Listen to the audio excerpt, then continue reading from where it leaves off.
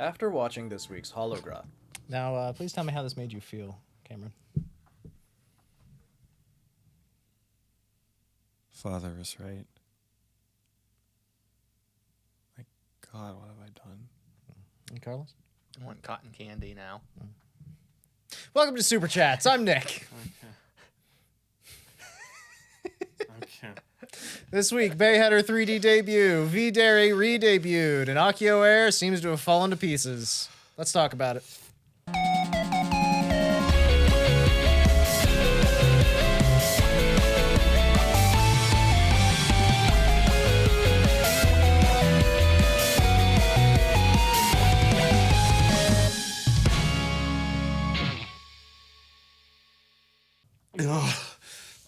I'm better now. I'm in a better place. I've moved on physically, mentally, psychologically from where I was before. Religiously, emotionally, about the same. How you doing, guys? I'm feeling a little bit under the weather, but pretty good mostly. Yeah. Got my throat's getting a little sore, so I think I've got a cold coming on. I think this is the sickness season. I was in bed for a whole day. I'm breaking my no soft drink ban and instead am drinking like a 50-ounce cup of it. That's fine. That's not a full 100 ounces, so that means you're good. I know it's only like 4 times my daily allotment instead of like whatever. Weekly allotment, probably. I'm one of those doctors you've been hearing about, and I think it's fine. A holistic doctor. I wouldn't say see. holistic, but I would say doctor, but only quietly and nowhere near another doctor. A bullshit doctor. It's like the Hitman games where you are in a costume, but if you stay still too long around a person who is that costume, they spot you. I see. That makes a lot of sense. Yeah, we're speaking of the tuber terms. That is a very popular game amongst the VTubers. Yeah, they seem to enjoy killing other people. Fauna does. Have to get their aggression out. And Biboo does. My favorite thing about Biboo playing Hitman was that she did it as Agent 4'7". That was fucking perfect, by the way. Make freaking hilarious. That's how Fauna manages to stay so calm and, well, not I guess not necessarily calm, but so kind-hearted. She takes all her aggression out by playing Hitman regularly. She does like to murder, but she channels it, and that's important. But we're here to talk about Bay today, to start off with at least. I love Bay a lot. Because Bay got her 3D showcase finally. She did. Isn't that wonderful? Yep, it was a good time. It was also a little bit weird because, What? like, like half of her showcase was like almost exclusively Japanese. Yeah, I was going to bring that up. I think that there's something to be said for the fact that she collaborated with 3 JP talents on this. And that thing to be said is there were 3 people available that day. There were 3 people that Bay particularly likes who were available that day, who speak Japanese and are known to be comfortable with English-speaking segments. Yes.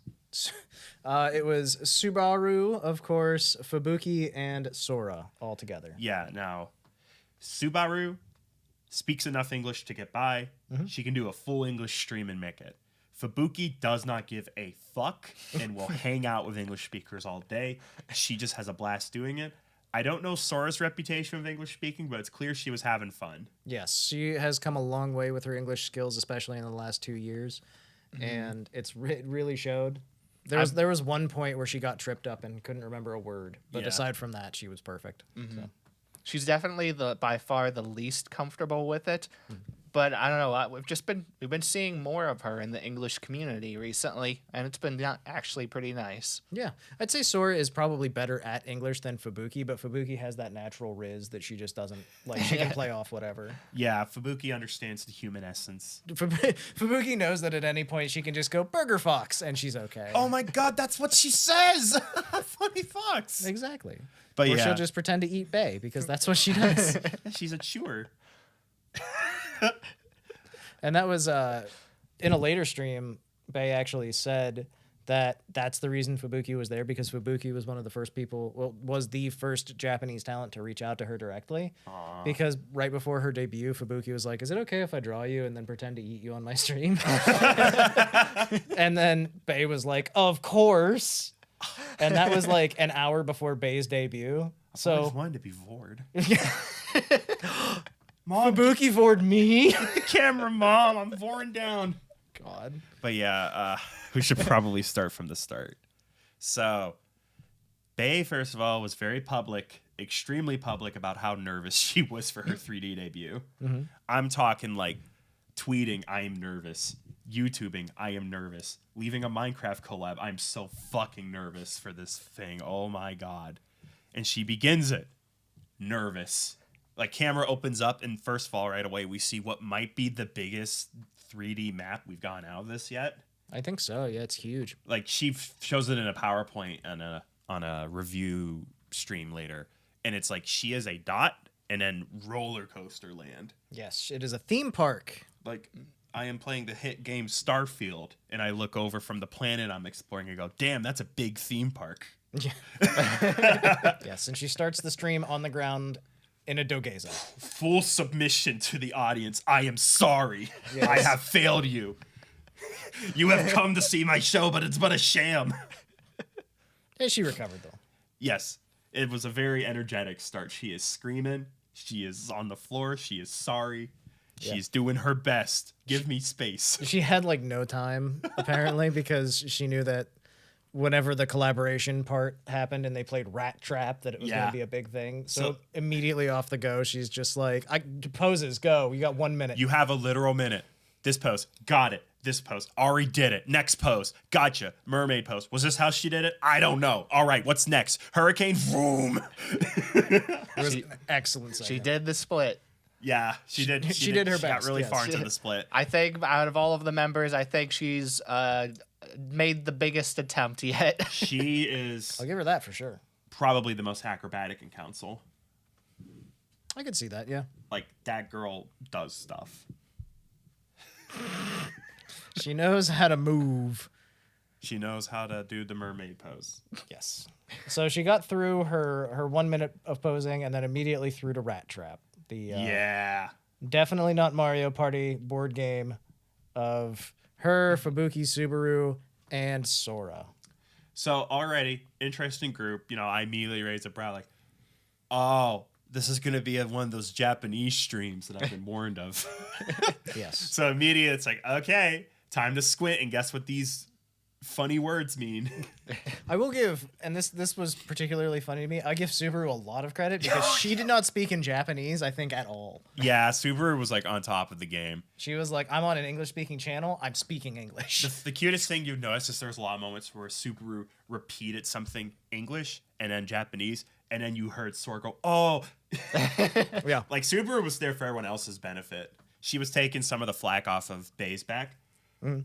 But if we're talking about behaviors, something I forgot about Subaru or learned is she is, I don't have the best adjective for it, pesky. There's moments where she just flies in, she goes, wah, wah, wah. Yeah, no, she was pushing. Like, It she's was pushing great. folks, she's grabbing shit, she's going, blah, like, Well, she's the team captain for an MMA team, so. yeah, what's going on? No, I noticed that really hard because she was constantly either pushing Bae or pushing Sora. Yeah. Like, it was great. I was laughing about it, but at some point I was just like, boy, she's a very physical person. She's all about the pushing. It was good though. I mean, like she kept the energy up. She kept people moving. At one time, when they introduced the giant die that they used to play the game, she was just holding it and walking forward and saying, Yeah. big die, big dice. That's another thing. Subaru, I don't know how she does it. I'm going to lead with this is I don't typically laugh really hard or find it super entertaining. I still do, obviously. I think a lot of us do. Where it's, wow, that Japanese woman sure did say an English word. Like, there's moments where it's like they say it a certain way that makes me laugh. And everybody's like, it's always kind of cute. I try not to give it too much credence. Anytime Subaru says a sentence, it sends me to the next planet. It's just something about the way she talks in English. It always comes across as extra or just really intense. You know, I feel she like goes that's just kind of her though. it's her attitude. She's being perky about it. She goes like, oh, "You are a genius." It's like, I feel it. This woman believes with all her heart, I am a genius. I have things figured out. always fantastic. I mean, that also comes with the fact that when it's not your first language, you have to think extra hard and speak with extra effort than normal to make sure that you're actually saying what you mean to be saying. So that was one of those things that I was watching a Trash Taste episode, and Garnt was talking about how at one point he was watching a show and there was a not super emotional scene. There was a little emotion in it, but because he was watching it in Japanese without subtitles and he understood it in Japanese for the first time, it hit him like super hard because it's like you're going to have a completely different perspective on how things work in each language, kind of. Yeah. Like every language has its own emotional palette. Yeah. Anyway, so that's one of those things that I think is really neat, that like I would love to learn another language because it's like how it's really easy to swear in your second language, even if it's not easy for you to swear in your first language. You can just unleash. Yeah, Kiara swears constantly in English, but she like if somebody asks her what a swear word is in German, she's like, I don't like to say this. I'm gonna learn Japanese and just roll my R's like a punk all day. There you go. Nanimatendeyo. That's my favorite. So, second thing I noticed is this is during their mini games. Fubuki is very fucking good at tongue twisters. She's insane out at them, yeah. Holy shit, that sounded- girl should rap. It sounded like literally not like a human at all. That Subaru literally went like, "Are you a robot?" And Fubuki went, "No, beep boop bop," like a har funny fox robot. Especially the very first one, because you're not expecting it at all, and she just lays into it immediately. Yeah, like I see the tongue twister and I go, "Yeah, that looks a little hard." And she goes, "But that's like." That was so clean. Like 2 seconds and she's done. Subaru like held her own really well. 100%. Fubuki just like demolished. She's so good. The fact they both made it to the we just have to make it arbitrarily hard stage is a compliment to both of them. And she almost made it through that too. Legit, nerves choked them both up. So I found out this is actually a common training technique for actors and idols in Japan. Is they recite tongue twisters. Oh, really? It's a training technique that they do frequently. That forces your Sally pronunciation to be Amaki good. I believe that's her last name. I might have screwed it up, but she's an idol / voice actor in Japan. Huh. And she was talking about like as part of her idol training, she tongue twisters, and it's part of her voice actor thing. Like she just has to do tongue twisters for like an hour, you know. Yeah, I guess that makes sense because you have to make sure all your words are very clear, and especially since the voice is your career. If you're not speaking clearly, you're not worth your dime, and I'm now very aware of how I'm saying my words. There you go. Hello, everyone. Your tongue is now uncomfortable in your mouth. You're now manually breathing. Oh no. All right. The other thing that happened during this is that Bay got chaos spaces. There were 3 kinds of spaces. Chaos. Cows. Yes. There were 3 kinds of spaces. There were battle spaces, chaos spaces, and cheese spaces. The aim of the game was to get more cheese than anyone else at the end of the game, and then you win. Yes. Battle spaces were what they landed on whenever they had to do the tongue twister battle and things like that. They also had to do an acting battle a couple of times where Sora and I think Fubuki had to do a sexy battle to see who could be sexier. And then they also, I think it was the same too, they also had to do an anger battle to see who could be angrier. Yeah, which Sora was scary. She did really good. Both times Sora did like really good and leaned all the way in, and both times Fubuki thought about like the roundabout way to do it. Like for sexy, I don't know what she did. It did not register. But for anger, I think she was more like listing issues she had with you, like very nicely. So yeah, Sora was like the loud, explosive anger, like during an argument, and Fubuki was more like the quiet, fast, like where were you, what were you doing? Like, It was pretty intense hearing Sora be angry because she is never even remotely like that. she's never normally very calm. like she's always so calm. Yeah, it was something else. It was really cool to see that like her acting that way. It was fun. The other thing about it was that Bay landed on chaos spaces, like twice in a row. The first one was particularly rough in my opinion because she had to run in a hamster wheel until the next person finished their turn. And they took their damn time. 'Cause Yeah. I think her Subaru. No, it was Sora, and Subaru was like, "Take it slow." Take it slow. We got all base. And then Sora rolled the big die and had to do her thing. And then the second time she got a Chaos Space, it just fired her back to the start of the game and she lost 2 cheeses. Yeah, like what the fuck? It was just like, congratulations, you have lost this game entirely. This is already a short game. Yeah. So they ended the game after like one rotation of the board. And believe it or not, Fubuki and Sora both won. Friendship. They had 3 cheeses. Subaru had -1 cheese. And Bay had -3 cheeses. Her own 3-day debut. And so she got the punishment where she was sucked into a portal and dropped into a cage where she was stuck. Literally just absorbed into the void, and no one gave a shit. Like, oh no, oh no, that's scary. Wow, very dark. Oh no. And Bay's like, very convincing scream. And she popped up in a cage. She was stuck there for all of like 2 seconds because then she's like, well, I guess I have to sing now. And then we moved on to the obligatory concert portion of the 3D debut. The obligatory. Yes. It was wonderful, though. It was good. Bay's a good singer. Bay's a great dancer. Starting off with her first original song, Play Dice. Play Dice, which she is very adamant about only doing when she feels she has lived up to its potential. It is her. Babu. And it was a good performance. She did good. She danced really well. She had horrifying backup dancers that were humans with very rat faces. Persona and big 5 background ears. characters. Yes. Very scary. Did not like. They haunt my Do you nightmares. fear the Void Men? I do. Not a Very, fan. very humanoid looking too. What do you But fear more? What they come for or what they know? The way they look. Well, that's a you problem. I not guess so that much is. their issue. I should really not judge people based on their horrifying appearance. Don't judge them based on their appearance. Judge them based on what is unknowable. Wow, fair. Yes, they're Eldrick was what I'm implying. Yes. Yes. Then they just need to go hang out with Ina again. Yeah. Next was Rat with guitar. She busted out a guitar, which unfortunately sends me to a realm of constantly listening, going, is this a reel or a track? And I tried to watch the fingers to see if she was fretboarding. And I became too alert. I couldn't enjoy it. She sang Taino Uta, which she then at the end was like, this is the first song I ever learned on guitar. So like, I assumed she was playing. But good odds, real guitar. They have a stage for it. You could have a wireless pack for the acoustic. You could, but that didn't sound like it was a direct. See, it ruins it. I become too like in the space of like trying to figure out if it's real or not. We'll reach out to Bay for confirmation one way or Yeah, another. Bay, if you'd like to come on the show and clarify it, if that was a real guitar or not, we deeply appreciate that. That would be an excellent thing for you to do. Yes, come on. There are questions we need answers. We'll lead with that question. If we could set up like a questions per day basis, I will gladly set that up.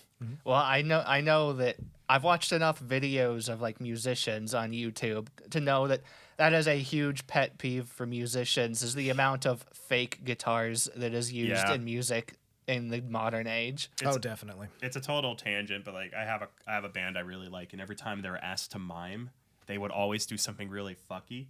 The biggest one they ever did is they were asked to come onto an Italian show and mime. So to fuck with them, they swapped everyone. So now the drummer's the singer. The guitarist who has no fucking clue how to play a drum is on the drums. And the bassist is playing guitar, and there just is no bass. And it's just so obviously fake. And the drummer's like, there's just parts where he's going like, and then pointing with the stick during a part where he should like pointing at like where he should be drumming. It's like, do not force them to mime. They'll ruin the show on purpose. Every time. So yeah, like it's a big thing for musicians. I'm going to lead with the belief that Bay is playing that song, especially because the song didn't sound very demanding, not to diminish her, but to speak of, that sounds like something I could play and sing, and I can't play and sing to save my life. Well, that she made it a point of saying it was the very first song she learned on. yeah, it. so it's like You would she think has that- to be playing it. Why would you mention it? Yeah. I don't know, but then you look at the air band from Umisi and you're No, I'm of the opinion she was probably playing, but again, I don't know. Production is what Talentless production is. hack. I've been lied to. Well, you know what you weren't lied to about? It's the next song, Chiki Chiki Bon Bon. Okay, that's the opening theme from that show that we watched an episode of, Carlos. Is it bad I sighed? Whenever this started? Is it bad I was hoping for like another original from her EP that I listened to a couple times and really enjoyed? Yes. Not knacking Cheeky Cheeky Bon Bon, but I got my fill. No, there's always room for more Cheeky Cheeky Bon Bon. Oh, I'll fill your Cheeky Cheeky Bon Bon. You know what I'm talking about. Oh my god. It's finally happening. There's also a shirt for sale. You can buy it now. It says rat on the back. It's pretty cool looking. It says It is one size fits all, and I don't usually fit those. I don't believe that, because oh mama, my a size. There you go. The unfortunate side of that Same. is it is one size fits all, made in an Asian country. Which means it'll fit my right leg. But it is what it is. Listen, I can buy it and put it on the wall. I think Ina's was actually pretty big sized, so. Yeah, but It could be. it was like, this is either a tent to shelter you from bears or for American men. It's it's either a tent to shelter you from bears, or it's designed for the twinks that are sheltering from the bears. That's probably getting cut. Don't be ashamed. That was a good one. As soon as you said bears, I was like, October 9th, there was the next announcement. There is a Council's collaborative stream with all of their 3D models since they've showcased them now.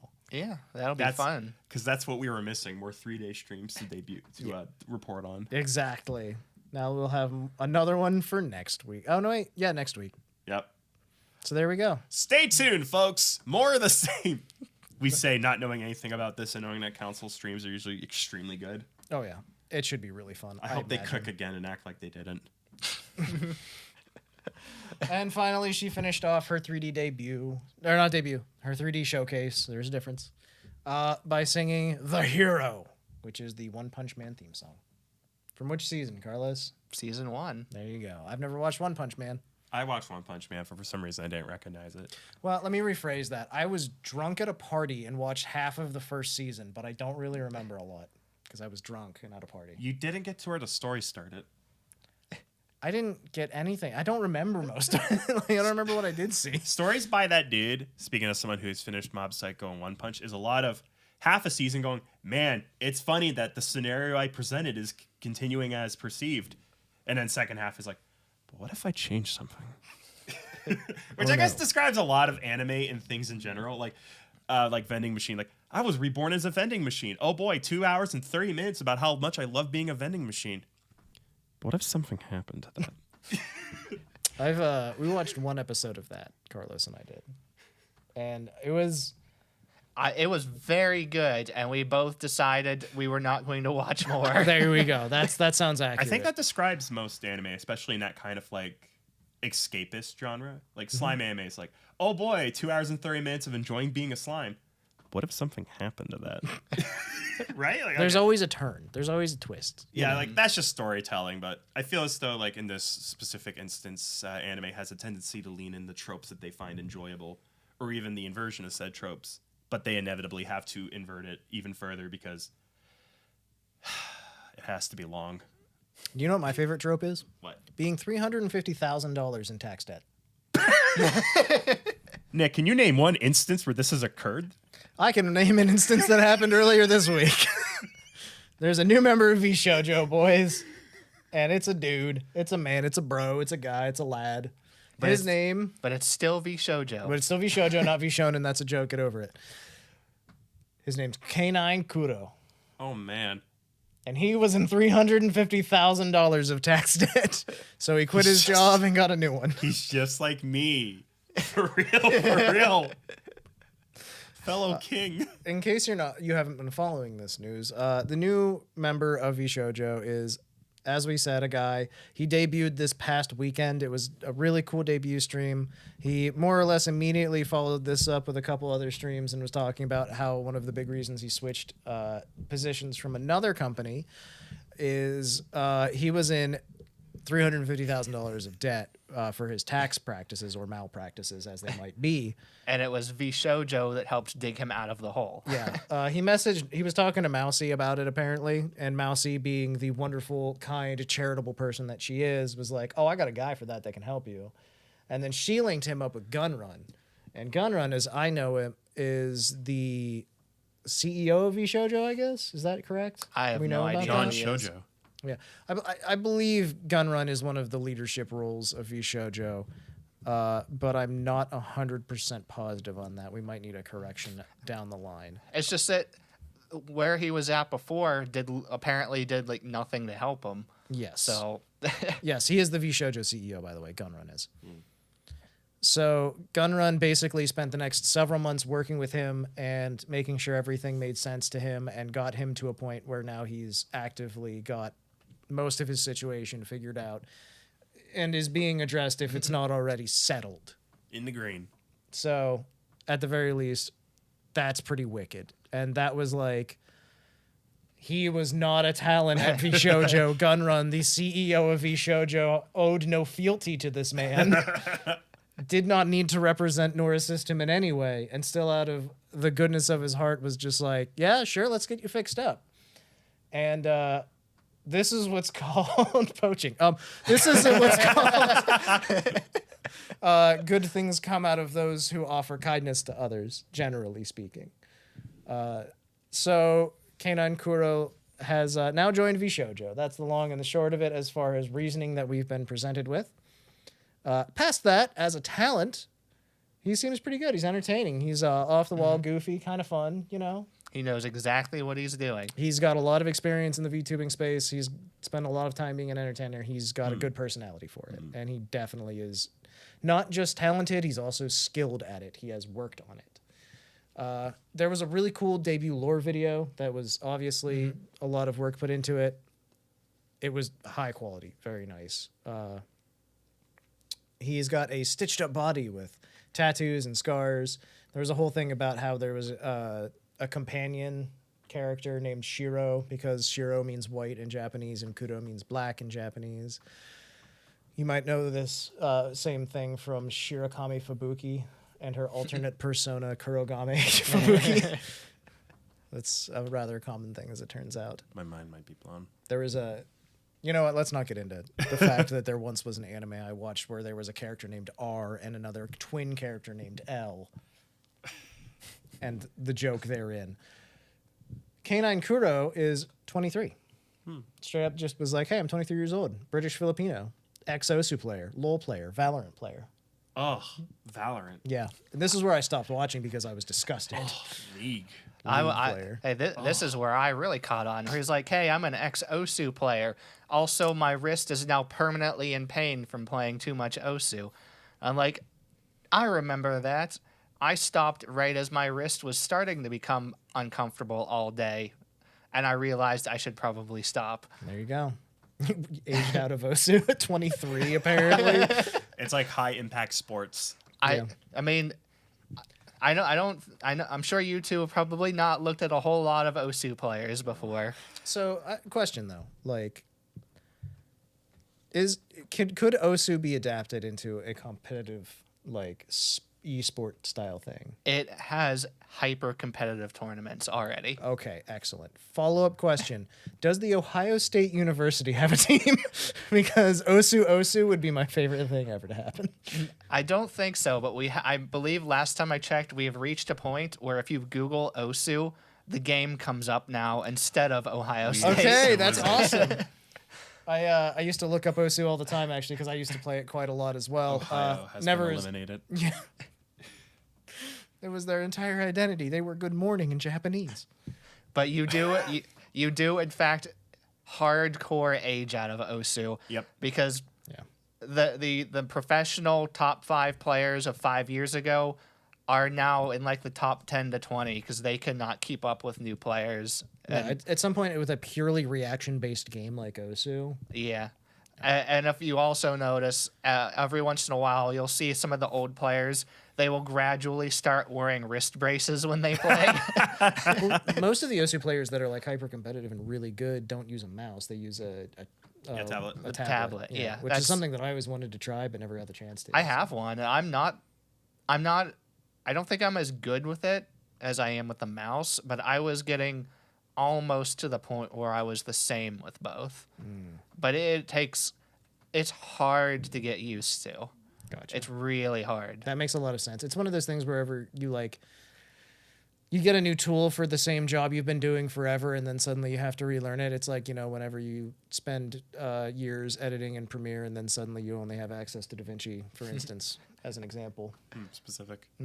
Yeah, but at the same time, it took me like a month to get almost to the same skill level with the tablet as it took me literal years with the mouse. Yeah. So you pick up on it. Gotcha. That makes a lot of sense. Moving on from Osu, though, he also likes traveling and is currently traveling Asia, which is pretty cool. Wonder if he's streaming from a laptop. He says he hates spicy food, but he's getting used to it, Fucker. especially in Korea. Korea has some baller-ass You spicy will food. not survive in Korea unless you like spicy food. Hope you don't plan on going to Thailand. He specifically addressed that. He's like, I hate spicy food, but I've been in Korea for a while now, and I am being forced to like spicy food because everything here is spicy. That's all there is. The only option. When I told someone where I work that I was going to visit Japan, his immediate response was, go to Korea. The food's better. It's way spicy. And I was just like, all right. And I had like one of the best meals of my life in Japan. So like, don't get me wrong. Imagine But what you have you gone to Korea. I know. Now I'm curious. Guess what's on the dock now? Korea trip. See you soon, Korea. I wish. Save up for the next 4 years to visit Korea. Travel question. Is there a big difference between the North and South? No, it's pretty much the same. Just make sure they stamp your visa. His 3D model is currently being made already, which is understandable, frankly. Maybe give it a week before you say that. Nah. He was pretty open about all of this. Like, he didn't hold anything back. He talked about his tax debt. Like, This man is laid bare. How big's your cock? 7. He almost did answer that, actually. Yes! Yes!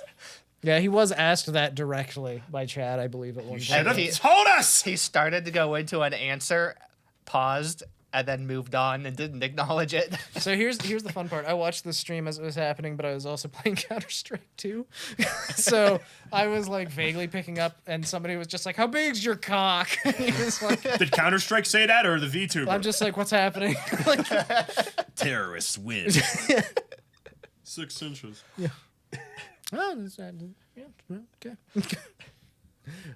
He'll be streaming mostly in Europe and Asia-friendly times, which makes a lot of sense. Yeah. Currently traveling Asia. He's got a cool Doom-style music for his intro and outro. I assume that means like heavy metal with electronic influence. It sounded exactly like Doom music. Fuck yeah. Is it like heavy all the way in, like, or is it more atmospheric, like lead in? It's heavy. Okay. We're just not fucking around. Stream starts and you get a heart attack and die. I like it. It's very haka. The VTuber, not the Polynesian dance. Thank you for the clarification. Of course, it's what I'm here for, to be pedantic. He says he will not be doing exclusively VTuber-only content either. What the fuck do you mean? So have you heard about this VTuber named Kason? The new character in the Yakuza games? I mean, the Like a Dragon game? Yes. Pedantic. Yes. So he'll be doing face cam streams. He'll be doing in person, not just, VTuber public appearances, things like that. I'm going to write to him, let him know I don't want to see his face. You might actually... Oh, he wore a mask the entire time he was debuting as a VTuber, so... Until, like, the very end, he showed his face. He was wearing, like, a COVID-friendly mask. He was leading the right path. Yes. But he specifically said, he's like, guys, I want to do, like, convention and event appearances, and I don't mean as a VTuber. I mean, I want to be there physically. I don't blame him for that. Like, that's one of the... believe it or not, Suisei wrote a song once called Ghost about how it can be really depressing to be a VTuber because you're essentially a ghost as a person. Like... I thought it was all sunshine and rainbows. Have you ever listened to a Japanese song and then read the lyrics? Yeah. That was a mistake, wasn't it? I learned about how thorough the Japanese prison system is. It's not a very nice prison system, from what I've been told. You will go to jail. You know the most fucked up thing Yeah. that always comes to mind when I hear about the Japanese prison system? Aside from the fact that as a foreigner, you can just be arrested for 3 months without charges, and they can just hold you for that amount of time. You could lose your job and everything else back home, and they could just be like, all right, now go home. All right, thank you. It's the fact that if you're on death row in Japan, they don't tell you that you're going to die until the day that they kill you.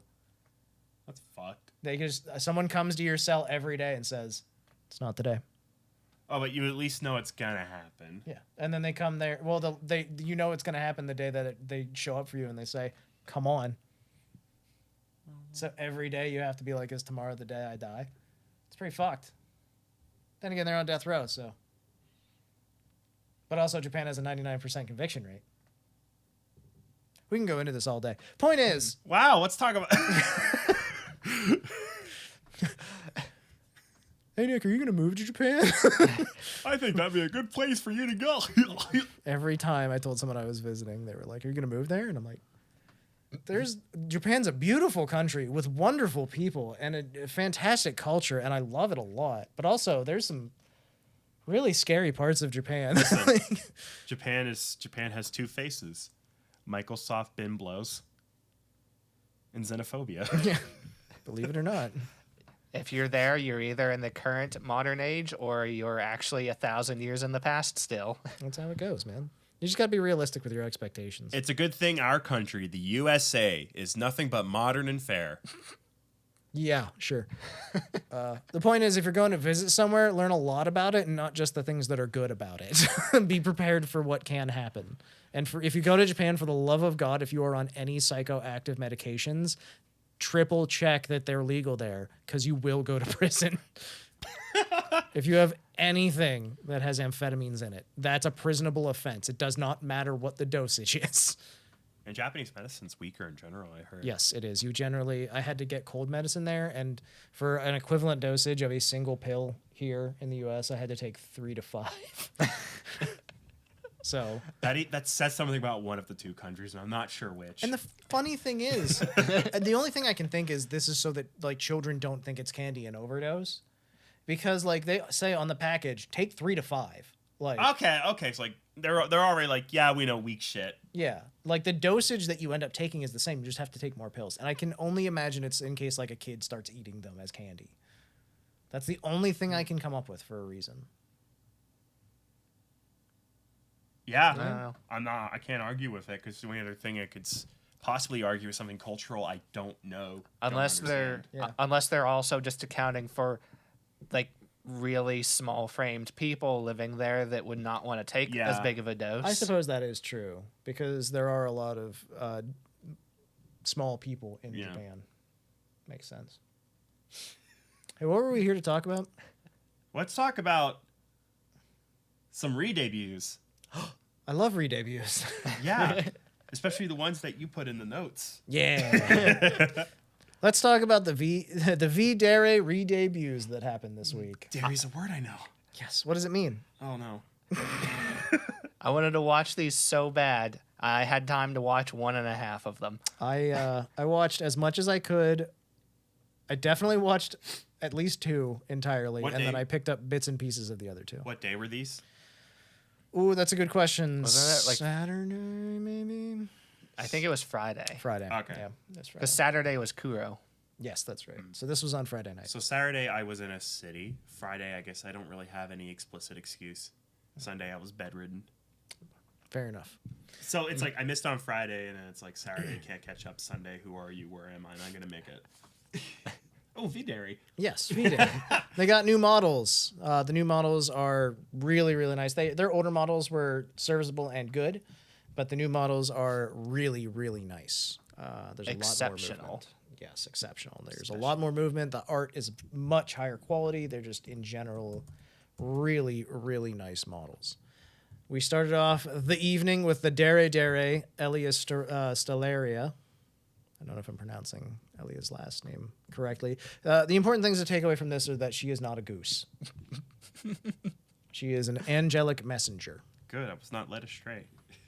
She started off with the traditional model reveal of being under the screen and then raising herself up.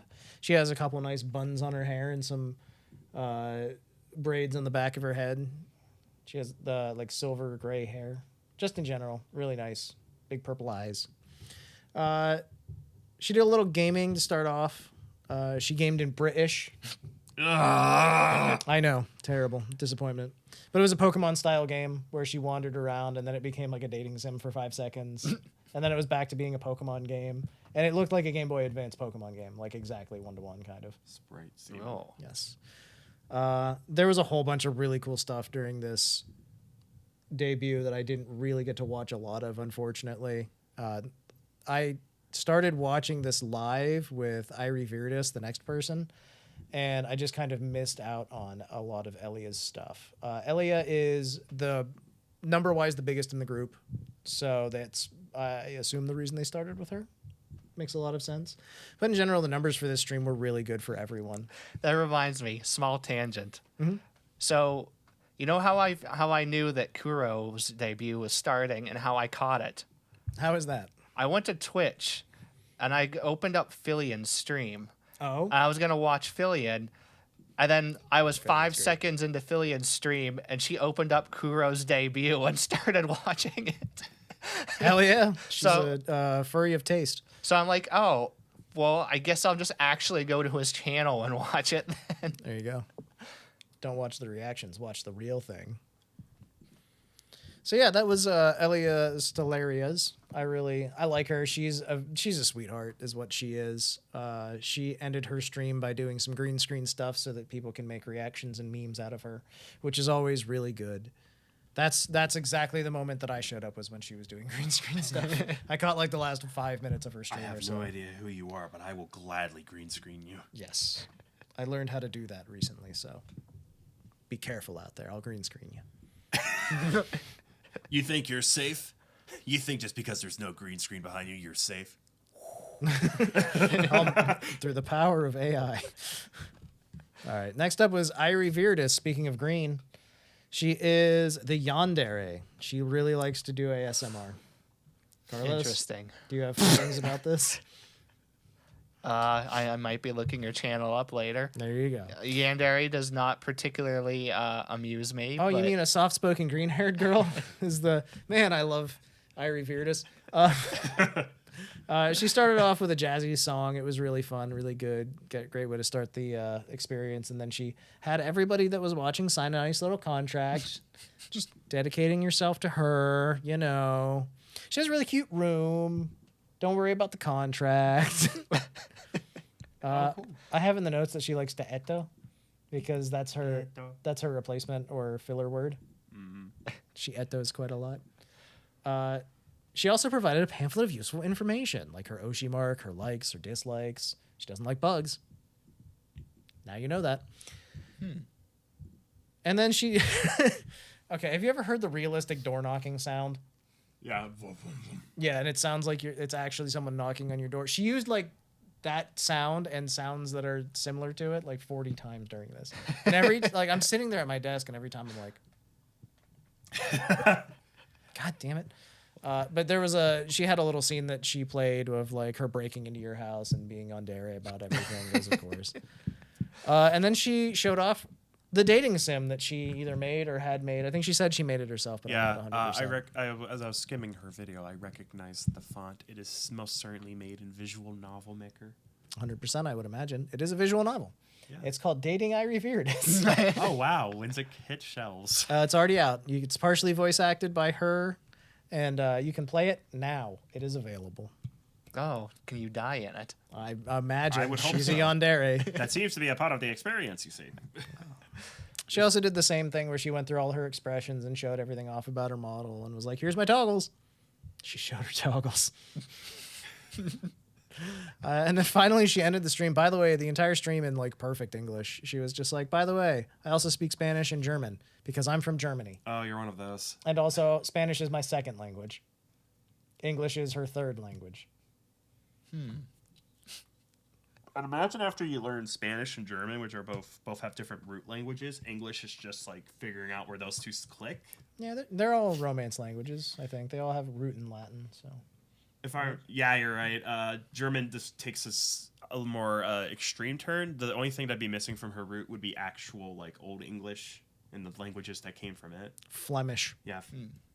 Middle Flemish. High Flemish. Supreme Flemish. It's really weird how many of them are like English is not even remotely their first language. It's very impressive. Because I don't know, I've been watching how many Idol Corp VTubers the last few months at this point, and like almost none of them are even are American or speak English as a first language, and so many of them you can't even really tell. So we are, in a sense, privileged that we know English as our first language, because that means we don't necessarily have to learn another one. True. Because English is the international language It's now. the language of commerce. Yes, you can go essentially, it's the language of the skies too. You can go essentially anywhere and at least get by, sort of. I went to Japan speaking like 4 words of Japanese. And like the second or third to last day I was there, I was drinking beer on the roof of my hotel, because you can do that. And I just like, there was one other person that I turned to her and I was just like, great night for a beer on the roof. And she was like, yeah, great night for a beer on the roof. And we were just, and she was from Sweden. I remember the Swedish lady. Yeah. And then it was her and her boyfriend that I ended up talking to them for like hours. It was really fun because it was nice to find somebody that spoke fluent English. But either way, like you can basically go up to anybody on the street in Japan and they will at least know 2 or 3 words, if nothing else, of English. But if you go to the touristy areas, everybody speaks English. Like you go to Akihabara and everybody can communicate effectively, basically. Mm-hmm. Watch out for the maids. You know who else can speak English because they're American? Who's? Mozumi Pichi. Oh my god. She's the Bakadere, or as I referred to her, the drinker. She likes to try different and unusual things to eat and drink. She is a complete and total lunatic. She is. I like her a lot, but there's a limit. This is where I chimed in, was like halfway through her re-debut. Yes. So it starts off with her exploding. She gets hit with a rocket and blows up. And then she has a very strong freak out sesh where she doesn't really know what she's doing, and she says that she just chugged an energy drink, which she does not drink energy drinks. She sounds like Chucky from Rugrats, which she calls herself out on. She's like, everybody says I sound like Chucky or like this character or something from this, whatever. And she does. As soon as she said that, I was like, oh my God. Can I ask her something out of character? Yeah. May I hear her? Go for it. I'm not entirely sure what's on these slides, so if I see them... Pretty close. Yeah. She then reveals that she has an IQ of 90 and says, that's pretty good, right? 90's a big number. It's a big number. I can't count that That's high. high double digits. 89 again. She also says that she's 157 centimeters or 5'2" in burger numbers. That's even harder than her IQ. Yes. And she also is 60 kilos, which is about 120 to 130 pounds. She just straight up revealed her weight. She's just like, here's how much I weigh. Now I can envision. I see it. I'm liking postage stamps. And then she went over the things I've eaten. Etan. The things that she has eaten as a person, including soap many times. She did a tier list of flavors. Many different kinds of bugs. Yeah. She ate a magnet as a child. She drinks her pee sometimes. And also she ate candles. How recent was the pee? Which time? How recent? Yesterday was the most recent time. What do you mean? Okay, so she, at this point, uttered the phrase, I've drank my pee a few times. I understand. She has indeed drank her pee many times, it says. She said it tasted better when she was younger. And then the last time she did it, it tasted just like coffee. Nick, can we? Nope. I want to clarify something. Go ahead. My pee tasted better when I was younger. Is the most disgusting phrase I've heard in a while. Yes. All right. Well, we can skip ahead just very briefly because we have a whole section on this. Yeah, I'd hate to get lost in the piss. So part 2 of that, she also said it tastes better when it's warm. It's like apple cider. You don't want to let it cool down. You just got to put it in the crock pot. You lose the healing. Do we have a section where we're going to talk about her stream? There is a whole section I put in for it. So do we just want to go over that right now? She's also eating candles, which I get. Candles smell great. This week, and at the end of the stream, she went over her schedule. Where on be gentle. Monday this week, she decided that she has a soda stream. She's going to carbonate her pee. She? Yes. She? She. Nick? Yes. When you introduced V-Dere to me, I really thought we were gonna get some more normal, nice girls. Yeah. Did you lie to me? Somewhat. Did you make me think that this was gonna be good? I thought things were going to be different than they are. Nick, why? Sometimes Why? things that are different aren't worse. They're just different, though. And sometimes they're worse. She's hot. She's drinking her own pee. Yep. I don't drink my own pee, and I'm not hot. You can start at any time, bud. Weight Watchers. I drink my own piss. Commercial break. Geico immediately. When I started with Weight Watchers, I never thought I'd drink my own piss. Then they told me I would lose a lot of weight if I drank my own piss. I said, If you say so, My boy. name's Bobby Moynihan. Oh, jeez. It's a straight call out to Bobby Moynihan. I don't think Bobby Moynihan drinks his own piss. I just think he had a pretty good run on Saturday Night Live and then vanished. I hope he's doing okay. I thought he was on Mad TV. Genuinely did not track Bobby Moynihan's career. Maybe I'm wrong. I might have him backwards. I think I do. Maybe I'm thinking of Will Sasso. Feel free to write in or come on the podcast if you'd like to discuss SNA alumni. Back to the piss. That's what. Back to the piss below. So I guess disclaimer that this is disgusting. Oh man, the piss Where drinking is my stream is great. disclaimer? You don't get a You don't disclaimer. get a disclaimer. You get to suffer for the entertainment of our audience. You know those Why do we keep finding girls that drink pee? Yuko was in the chat. She knew this was going on. I mean, that's Oh, Yuko. no. So was Connie too, actually. Yeah, Connie was too. Yeah, they were all out there supporting. I feel like one of those refreshers you put in the toilet, like it's a little plastic ring that attaches onto the toilet side. It's like, wow, it's there. It refreshes my toilet. Now I have a target. Every time. I'm scenting my piss like a gentleman. It's like literally bars and stuff will put like a fake mosquito in the urinal, but you're supposed to pee. That's brilliant. Yeah. That's so smart. Because just like as naturally as men, we're just like, I'm going to piss on that bug. We're men. If we have ammunition, we use it. You can't walk in with a shotgun and expect nothing to happen. And if you're upset with this tangent, I was upset with everything before. I'm working with what I get, folks. I'm bringing us back to the piss again. All right. Okay. I'll behave. Okay.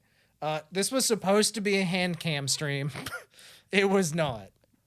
She said she lost her camera and couldn't find it. You know, Oh, darn. quote lost. Can you relate, Nick? Have you ever just casually lost a camera? I'm sure that she lost that camera on purpose because she was like, I just re-debuted and I don't want to get kicked off the platform that I stream on.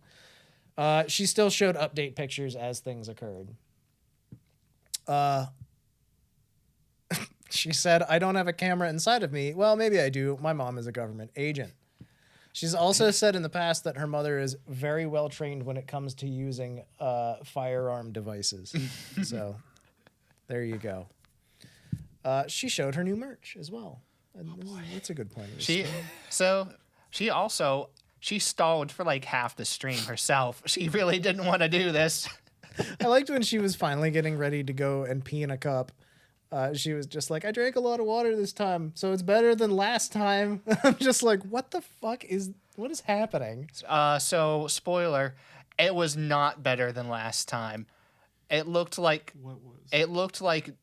dark tea. It was horrendous looking. It looked legitimately unhealthy. Very much so. And most of the chat was like, are you okay? I'm worried for you. Wait, still New Girl or still Mozumi? Yeah, we're still talking about Mozumi. Girl came out the gate pissing? It was like her first or second stream after the re-debut. She's drank her pee multiple times. So you know how there's the first day of school? Yeah. And whatever you do that's outrageous, that's your thing? Yeah, like So drinking your own pee. Typically, you don't make it something odd on purpose, but okay. She's got to stand out. She gives detailed descriptions of the taste. Yes. So now we have comparison between her description and Yuko's description. Eventually, we'll figure out what it tastes like. She finished a coffee on the stream and then used the mug afterwards She as a collection device. So this is probably the worst part about the whole stream. She's like, guys, I'm finishing my coffee. By the way, I use this coffee mug for my coffee, and anytime I need to drink pee for some reason. Also, I drink coffee out of this mug, and I don't wash it. I just keep putting more coffee in it. It never gets washed unless I pee in it. She also lives with her sister, who doesn't know what she does, and she only does these things when her sister's not home. Yep. We're gonna get through this eventually.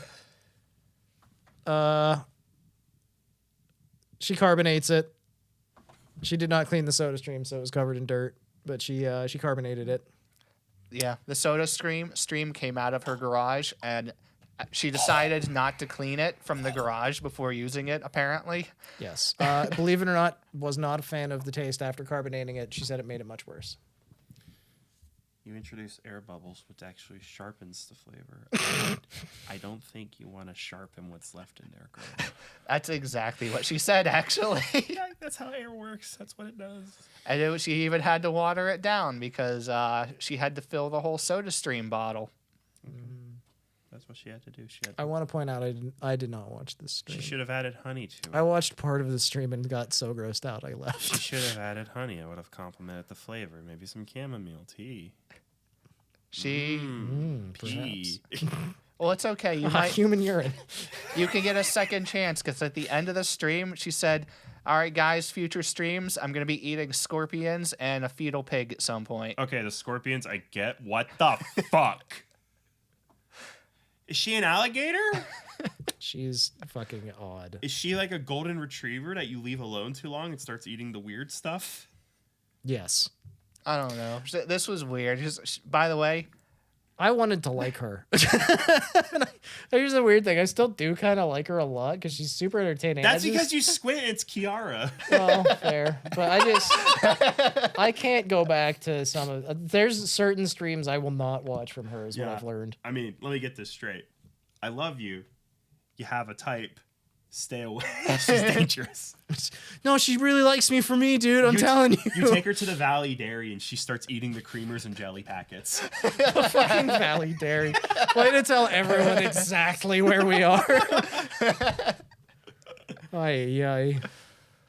so one final thing before we Just before we go ahead. move on. Just go for it. These are always Carlos's favorite parts for some reason.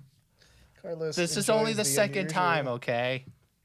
Yeah. There shouldn't have been a first time, Carlos, but go ahead. This is like the fourth time I felt you have dominance over me. So she drank the coffee. Yeah. She peed in the cup and drank it. She washed the cup out, and her exact wording was, "I rinsed it out." Okay. And then she put more coffee in it. That's not really. There's bacteria in it, and there's like. I drink coffee in a mug, and I rinse it out like 4 times because I'm paranoid some old coffee might have mixed in with my new coffee. And I preferably run it in a dishwasher. I will say that. Listen, Pichi-san. I really like you, and we're gonna say more nice things about you. But what the fuck? Okay. Can we talk about the nice things that she does? Please! Okay. Piss party complete. She's a really good artist. She did the graphic design for most of V-Dere's Redebut, and it's very high quality. I did see her drawing and like already like screams like, oh, she knows what she's doing. She's got real skill. She did a lot of the art for the actual merch that they put out too. Yeah, and it's all really cool. I'm actually looking at a few of the acrylic stands. I think they're really nice. Better artist than barista. You don't know that. Her voice is crazy. If this actually makes it back to Pichi at any point, like, you can drink whatever you want. Your voice is amazing. Oh my god. She sang Snake Eater, it's god tier. It's so good. It's fantastic. Okay. I listened to it like 8 times. It was so like good. it was like just up there with Roca's edition. Then damn. Honestly, Yeah, it's so good. I will have to listen. Yes. She also confirmed that there is a nude model that exists, and that she has. During the stream, she was like, "I hope I remember to disable those toggles." Who did she talk to? Where they went nipples and vagina? Perhaps. It turns out this is potentially wider, just a wider thing, because it's always sort of been suspected of a lot of VTubers that they have nude model that they could put out at any point in time, but no one does. Genuinely, why would you need it? well, most of them have a version of it, but it's like not detailed. Yeah. It's for the purpose of easily putting new outfits. Yeah, on. that's Those typically the building reason why. things, yeah. I mean, like most of them can become bald. Yes. Like that's how that it's supposed to be modular. They're playing for the future. Bald fauna. Yeah, and it makes a lot of sense, frankly, from that perspective. When it comes down to breaking things down into art, yes, nude things have been in art forever for very good reason, because understanding the human form is, sort of paramount when you're making human design. As it were, pushes glasses up nose. Anyway, that was pretty much the end of the stream. She showed off the merch. She talked about carbonating her own pee, but she then later did. And that was the whole stream. Okay. I would like to Yay. take 3 seconds here. Okay. I'd say my critique is because great singing voice otherwise. Literally no real complaints. She has really good technique. She does sound self-taught, if that makes sense. Like she does grandiose stuff, but it sounds like there's like that little finesse that's missing. That'd be my guess is she's self-taught. My only complaint really is that she does two things. Sometimes she hits the wrong pitch. So like whenever you go really elaborate and you land on the wrong pitch, it kind of loses the effect a little bit. It's very subtle. There's like only like 2 or 3 lines where she lands on the wrong pitch directly. The other issue, she hits what I like to refer to as the NBC The Voice issue, where she's so focused on technique that she's willing to slur the timing. So she'll hit a moment, but it's like a millisecond later than it should, so you don't really feel the hit. You just feel like there's a big wavy line of technique. That'd be my only critique for her, and that's constructive critique. That's not normal that's not YouTube comment critique. She's fucking great 8 out of 10 singing voice. That's constructive, as in keep working on it. Oh my god, we got something worth building. That's also just part of She's the. really good. That's also just part of the nature of doing it live. 100%. So- Like I knock up. I'm willing to forgive any timing issues to the fact that she is listening to a track that comes from one computer clock, singing on another computer clock, hopefully syncing them up, hopefully streaming both correctly. A lot of moving parts there, and me and Nick both know that sometimes that can get fucked up for VTubers. Word. Word. All right, moving on from Mozumi Pichi, greener who I like a pastures. lot, and she does really great stuff, to Kirispica. Hopefully much more normal. She's very small and very cute. She's the tsundere. Thank the fucking Lord. She is the required small weirdo. Yes. She started off with a weather forecast, and then there was a report about a missing cloud lady, which is her. She's a cloud. Oh. She weighs nothing. She's a cloud, if you ask her. She's also 1 hour old. Yes. She returned to the stream and was like, I'm sorry, I became a chicken in my kokoro and had to run away, but now I'm better. It was very weird. Basically, she's really cute. I like her. She's playing piano. The Spica in her name stands for, it's, what is it? Something piano. I don't Singing remember what it piano, was. idol cloud, anime girl. That's it. Spica. She's neat. I like her. It's also the brightest star in the Virgo constellation. Indeed. Shout out to my Virgos. Where my Virgos at? She loves soup a lot. So there you go. You have that in common. And careful, she's only an hour old. She doesn't drink her own piss. It's a big plus. I'll wait the next 17 years and 23 hours for the soup girl. She's also a big music streamer. She likes to do piano streams a lot. And she'll do weekly song request streams. Show up early if you want your request to be played, because they fill up very quickly. She said she is primarily a music streamer. Yes. Like, not just like a musician. I mean, like a music streamer. Yes, she also has a very nice singing voice. She's really good. She showed off some of that too. That's very interesting. Just in general, I like her. So there you go. That's the talents of V-Dere and their re-debut. They all have new models. They all look fantastic. And they're all worth checking out, in my opinion. Just be careful what you find. Yeah. Oh, Lord above. Enter with caution. I'll have to watch another one that's hopefully not a P-related stream. Yes. From her. When do we start the soft band on piss news? Never. It's our bread and butter here. We'll see what the next one's like, and then we'll decide. I don't even want to talk about this one, honestly. I'm not comfortable with these things, really, but at least they're kind of funny. I legitimately didn't think it would ever actually happen again. Yeah. And this would not have happened if it didn't happen to also be an important topic otherwise. Welcome to the VTuber community. We've got a girl who drinks piss, a girl who drinks piss, and fauna. Man, I love fauna. What's up, my fellow lemonheads? Welcome back to the lemonade stand, where we talk about piss tubers. We're talking about women drinking piss and pretending to be your girlfriend. Did you ever see Ulrika's pee break animation? No. It's really fucking cute, actually. Hold on. That's another great entry to the piss stream. It's tangentially related, but basically anytime Ulrika needs, like, you know how, like, most VTubers that are more tied in with like idol imaging, they're just like, oh no, idol meeting, and then they like run away for, you know, a few minutes at a time. Personally on my stream, we're just like 2-minute break, everybody, and then we all go piss as a group. But Ulrika is just straight up, hey, pee break. And then she puts up this little animation of like, it's like a little 16-bit animation of her and a bunch of her mascots sitting on toilets in the same room together, like bopping to music. It's actually like really cute and funny in my opinion, because it's not explicit. Hey, Erica, I'm with my buddy. They haven't seen your piss animation before. Do you mind taking a quick break? Yeah, I know, right? That's what I'm scrubbing through videos right now. There's one. Yeah, they're just bopping while peeing. I do love that a lot. Yeah, it's pretty good. It just says just a moment, pee break, group pee. I think that's spectacular and have no notes. Yeah, it's just That's the fantastic. good pee content. That's funny and cute. I'm so tired of seeing real people's piss. I didn't even include pictures in the document, I okay? know, but then Nick accidentally fast forwarded through the piss stream and showed me some of the piss, and he Yeah, didn't mean to. and It's that's not fine. intentional. Thank you, Carlos, for not including piss in our document. I was going to, okay? And then Carlos, unthank you.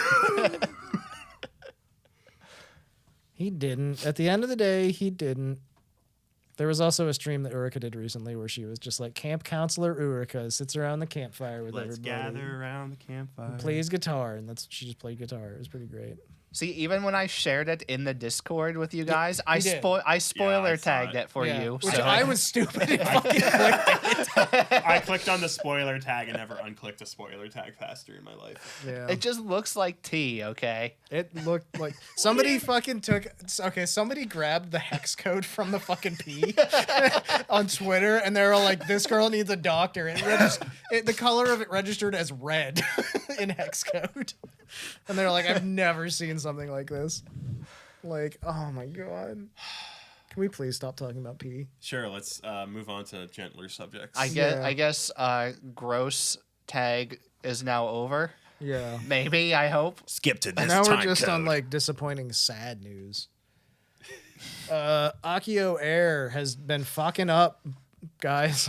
The massive whoa. Yeah, legitimately, this is actually very serious. There's a lot of accusations going around of very fucked up things happening at this company. The CEO has been personally reported by many different VTubers that were Yes. past talents there as basically being real sketchy and strange. So this is like with a lot of situations where the allegations are abuse. How we saw it was we post one of us posted, hey guys, look, there's a lot more trouble at AkioAIR than we thought. And I went, oh wow, that's bad. And then I open up Twitter and it's like, oh, that's another one. And I posted to you guys and you both go, oh, that's bad. And it's like, oh, Yeah. there's a third.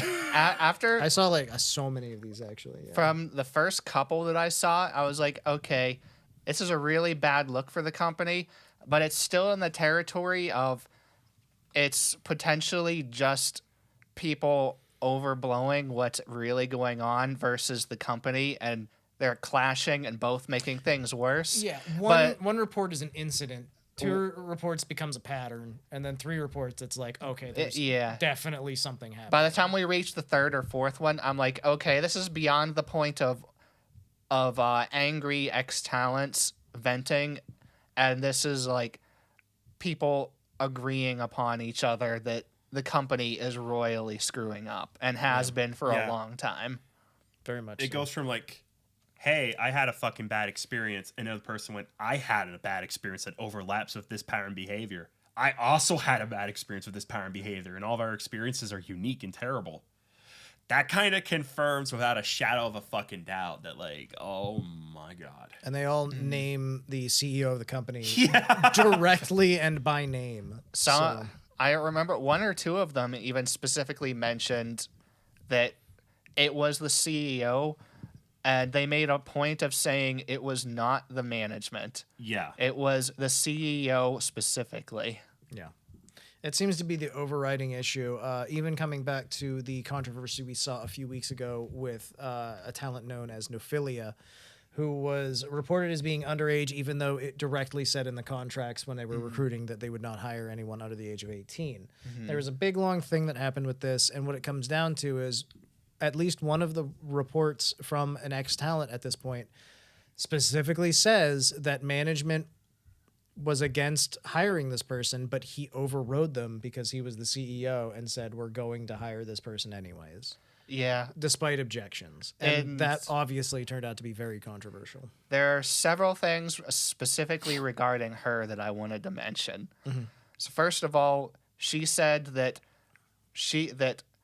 the other members were supposed to know her age beforehand, and they weren't. She was lied to about that. Yeah. So the whole thing where she was liking artists on Twitter that were posting 18 plus content, she clarified that was an accident. They did not necessarily always post that content publicly. She did not know that they did that kind of art. That was an honest mistake on her part. And the whole your mom joke portion. Banged your mom or whatever. Yeah. She said that was also not her idea. That was forced by the CEO. Yeah, explicitly by him and no one else. That was not her, that was not what she was going to do. And the final point was she did not appreciate all of the anti-age arguments that she was getting, that she was trying to be a legitimate worker for the company, a legitimate VTuber. She did not appreciate that she was being judged by her age so harshly. She really didn't like that. Understandable. But that was made worse by, again, people not knowing from the start like they were supposed to. Yeah. I mean, I'm still under the impression that if your contract says don't hire people that are under 18, you don't fucking do it. Yeah. That was also just on the company for doing that to begin with. That was a stupid decision on their part from the word go. Like, But again, that was apparently forced by the CEO, so whatever. It's one of those situations where it seems like from the word go, this company had a lot of problems. I would like to really pinpoint some more stuff too. Like all 3 of these VTuber stuff that we've compiled. The first half of all of their announcements is addressing the minor situation. It's 2 people in the minor in question. The first 2 people went, we were not informed and this upset us. And the minor went, no one was informed and this upset me because I want people to know too. I would like to point out that the second half of all of their statements go on to allege abusive behavior from the CEO. Yes. That I personally find extremely distasteful and has led me to... It just puts such a bad feeling in my stomach. I cannot stand this level of emotional manipulation that we see. Not to suddenly be on a high horse. The CEO, who they all name as Jason, a name forever tarnished from hit title Heavy Rain, made hostile threats against one woman's real-life career as a nurse. And then when she resisted, threatened to sue her. and offered to let her keep her job if she streamed, but made no Twitter posts and spoke with no one. That was real messed up because the way she described it was he was literally blackmailing her. Like Yeah. she was saying if she shut her mouth and did only what they said, never said a word to anyone about anything, then she would have to stream like that and live like that for 2 months, and then they would give her new rules and restrictions after that, and then they would maybe not sue her. They always retain the right to sue her at any point for anything too, like this. They let her know that, and it's so fucking weird. And then we have another Terrible is VTuber. what it is. And we make a lot of jokes about it, but we tend to make British jokes about VTubers have been extremely open about it. Like I joked about Rin a little while ago, like, ew, British, but like that's one of her shticks. She would laugh at that joke. Aura laughs at that joke. Yeah. This VTuber in question did not like that joke. Asked the CEO not to make it, and he doubled down and kept saying British is your selling point. Lean into it, be as British as possible, would make British jokes with her constantly off stream. It got to the point where when she voiced her concerns, he forced her to delete the conversation. Which is, again, I said sketchy earlier. That's beyond sketchy. And then, God, you think, now we move on to what happened with the minor, where apparently the apology that Mr. Jason put out, apologizing to his staff members for introducing this minor without forewarning anyone, it was assisted by some of the talents and by ChatGPT. Wonderful. Everyone's favorite buzzword. When the minor asked for information about her new 3D model, I believe this was her, he said, I'll only tell you about your model if you play Overwatch with me. Which is not uncommon, apparently, for folks at this company to be basically strong-armed into playing Overwatch with the CEO for some reason. What the actual fuck? Yeah. Now, I think we also need to mention this is all alleged. All of it is, yes. Yeah, like... We don't have direct first-hand evidence of any of this. We just have 3 corroborative reports, I guess. Yeah. I know We have 3 claims is what we have. if you really want the hard details on it, you can either look up the talent's Twitter accounts where they have the whole big descriptions. Yes. And False ID their channel has directly actually spoken to them. Yes, This is there's a about lot it. of information. there Longtime for you. listeners to the podcast, this will not shock you. False ID just does what we do when it comes to news better. Go to them. You're going to get a very impartial take, I feel. It's going to be pretty good. He has actual connections Yes. to get a hold of people for this type of thing. Yeah, and there was like a back and forth between the company and False ID's group as well. So it's 100% worth tracking down more information. There's a lot here to be upset about, frankly, and this sort of thing shouldn't stand in this industry. It's ridiculous. Look, I've made jokes about some of these companies that handle things less than clean. I made jokes about them because I was still, for the most part, kind of comfortable. Like, I'm not going to name drop the companies here because I don't even want to fucking associate them with what's going on here. I'm still kind of upset with what they did, but it's whatever. I hope they improve. I don't know if AkioAIR can improve. I'm at the point where I'm just not waiting to hear anything from them again. I think we will probably not cover them. The general Until Jason's or whatever hell has to happen happens. the general consensus was he sounds like a guy that just had a lot of money and just did this and had no idea what he was doing and thought that he could just harass people. It's one of those situations too where we see this a lot where like there's a lot of companies that start off as small groups of friends doing something similar, and they've got their jokes and they're very comfortable with each other and all of these things.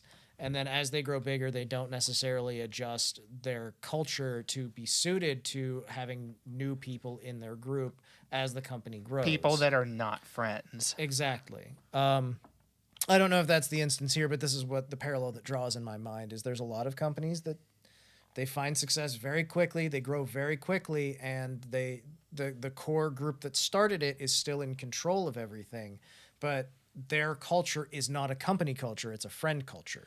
And so they tell each other off-color jokes. They are super broy with each other, even if they're not necessarily male. These sort of things, and it's something that inevitably ends up creating a lot of conflict and a lot of issues. And there's always, it feels like in this instance, it's really a bad apple spoiling the bunch, but Yeah. I don't know exactly how many folks are involved in this company to begin with. I honestly don't think there's anybody left talent-wise. I'm pretty sure that all the talents have as good as bailed on the company. And why would you join? Overwatch is such a bad game. And there you go. And for obvious other reasons. We also skipped the parts.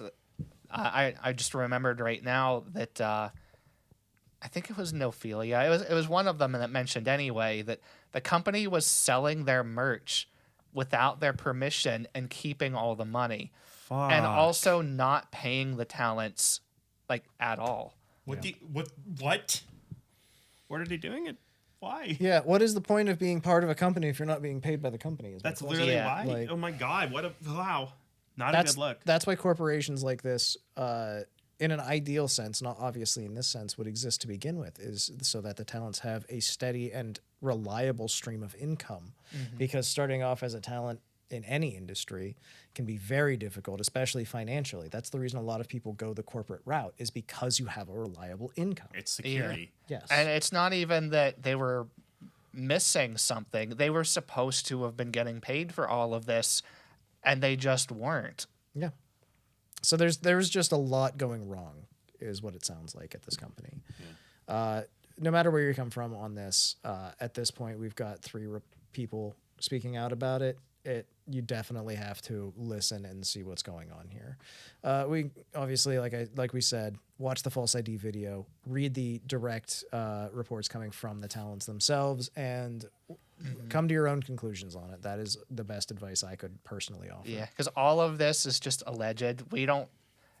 It's just what the talents have said, and a lot of what we said also may not apply to all of them, because this is all pieced together from multiple different accounts. Yeah. So this has just been what we've heard, where we fall on it, and it's all still alleged right now. So make your opinion where you can, if that makes sense to you. Yeah, most things do. Okay. Are we ready to move on to something that's not quite so dour? Move on to a company that is not just imploding and is actually doing the opposite. Oh, one of the good companies. One of the companies that's expanding in an interesting new way. Idle Corp has created a partner clipper program. Ooh. The quick rundown is that if you create clips of their talent and join this program, you will receive $1 per 1,000 views that you receive on your clips, and also all clips are now monetizable. So you will make whatever YouTube pays you, and you'll get $1 per 1,000 views. You make a 10,000 view video, you get $10. Which I also, I don't know for sure, but I heard people were comparing numbers, and supposedly Idle Corp is actually paying more than YouTube. That makes a lot of sense. YouTube does not pay that well for views. So Carlos, you got Yuko, I got Rin. Sure. I guess I'll focus. Is Roca rolling part of them? Connie Confetti, Yes. bud. Oh yeah, Connie Confetti. I'm down for Connie Confetti. Let's go. I like Connie a lot. She's We'll really post it cool. on the Super Chats channel to make it easier. Here we go. We're no longer podcasts. We're now clippers. Cute VTuber. I'll just start making all of the clips I've been making for months actually public and not just on my personal account. This is how Carlos's clip channel becomes more successful than our endeavors into podcasting, and he bankrolls us It's true. It is or what it abandons is. us wisely. The other thing that's really interesting that Idle Corp is currently doing is they now accept PayPal on their merch store. Oh. So using PayPal credit, you too can. Whoa. Yeah, Don't go into debt for VTuber merch. Don't. It's not a great idea. But why don't they? But support your people that you care about. But why don't they take Venmo? That's because it's for cocaine. It's the cocaine app. a little too real there. Yeah, a little too real. I'm sorry.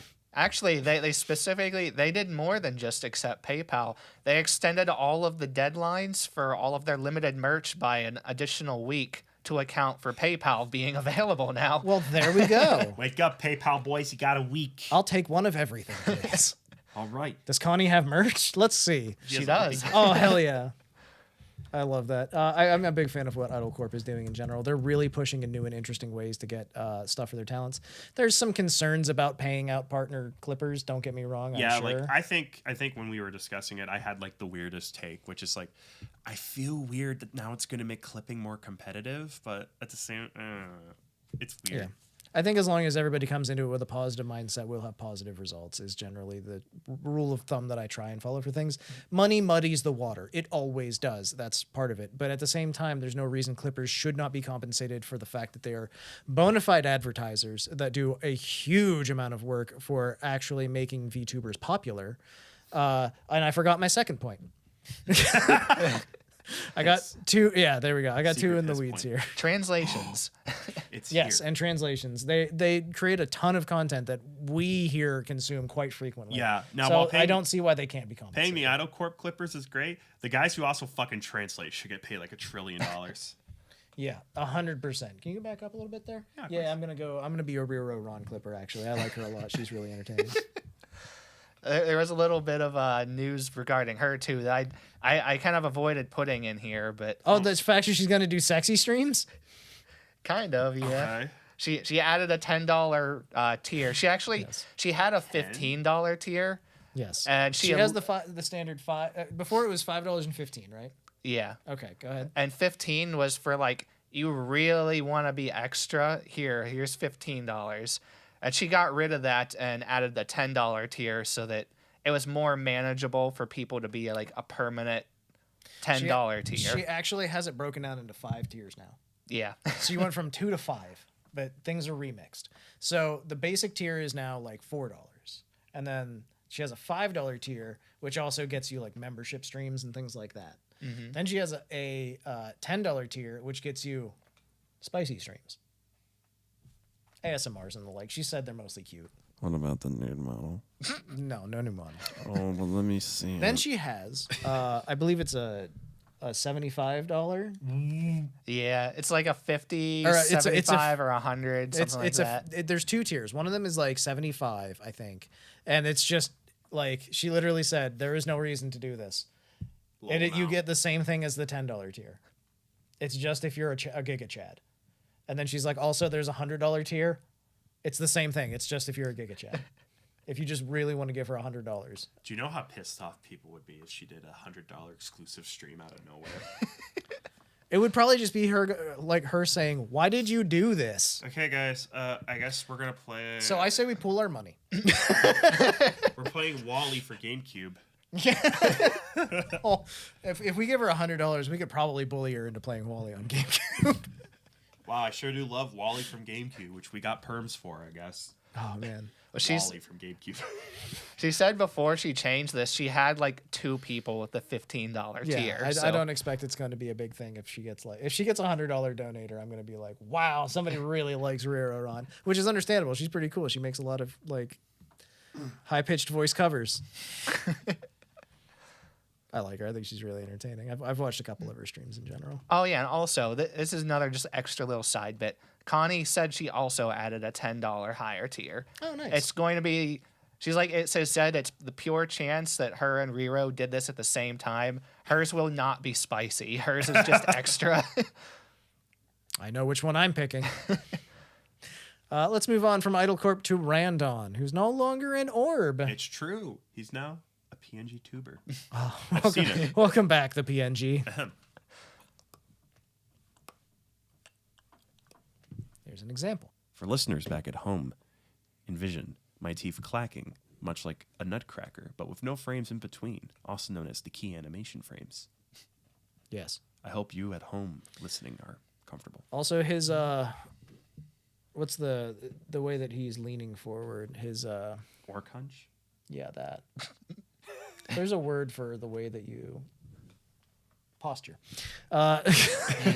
His posture matches mine while recording the podcast because this is too low of a mic stand in case you've never noticed, and I have to lean forward constantly in order to record my voice correctly. If only they sold microphones. I have 2 in my Amazon cart right now. They'll be here in 2 days, but that doesn't help today. Nope, it does not. I fucking gonna Shiori. Who's that? Shiori! Shiori did a behind-the-scenes stream on her video editing. I start watching it today. It's like, fuck, I don't have enough time to watch it. The start is incredible. I feel like I'm really interested to see what this is about. I'm gonna have to queue this one up so I can check it out later. I only chimed in to see bits and pieces of it. I didn't have time to really watch it at all. I tuned in to see her like doing some Photoshop editing and all kinds of crazy stuff. I was excited for her first membership stream, but it's the kind I can't really watch.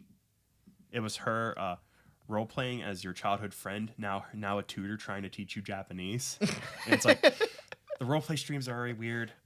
I'm terrible at learning a language, and I don't want to learn Japanese right now. I'm playing Starfield. But Nick, tell me what you think of how her stream begins. We must capture your raw reaction. Not that this is anything spectacular. I just really like this beginning. She nutted. Oh man! You guys, I forgot to hit the go live button.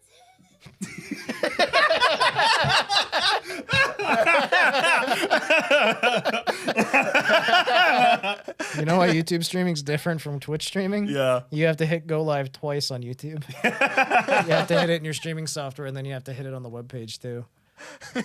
I got like jump scared because I was expecting the VOD to have like 4 minutes of her art eating an apple and like the gentle music. So it's like, ah! Just streaming from the start. I like her. She's nutty. I didn't know. I've never streamed on YouTube before, so I didn't know you had to do that. Yeah, that's something that's pretty important if you're streaming on YouTube, say every day. For instance, as an example. But for the most part, it's just her goofing around in Photoshop, which is cool. I love graphic design. Damn it, I forgot. I was going to talk about the other Mozumi Pichi thing. What was it? Yeah, so the day before her re-debut, Mozumi Pichi, back to V-Dere, real quick, just 5 seconds here. The day before her re-debut, she did a euthanasia stream. Where she was like, I'm going to drink this stuff. Let's see what happens. And then she like ended the stream. She was drank it was corn. She had like a bottle of corn syrup that said it was anti-corn syrup, but it was just like corn syrup with a sticky note that said anti on it. And so she's just like, guys, I think this is just corn syrup, but somebody just stuck a sticky note on it. I don't know. Oh, I'll see you later. It's like the whole stream. But I tuned in for it because I was like, what the fuck is she doing with a euthanasia stream? She was like, this model's being euthanized. We're putting it down, boys. Take it to the shutout back. All right. Back from that. Let's avoid the serious next story and just go to Narissa's vampire cover for a minute. She translated and adapted the lyrics herself. She said the F word. Yeah! During her new song. It's a cover of Vampire. Aside from that, it sounds really good. It's really fun. Deco 27 song. It's a banger and a half. There's a moment at 2 minutes and 17 seconds exactly that I went, I like that a lot. Half a banger. Yeah, she does a vocal run on the word tonight, and my brain got tingly and fuzzy and felt good. What does that mean, Cameron? I don't know. It means you like her. I do like her. Narissa's really great. The cover's really solid. I really like it. I liked it enough that I left a comment under it for the first time in my life, I think, on YouTube. It's just really solid. It's a banger. Yeah, it was good. Carlos, any other thoughts about the Narissa cover of Vampire?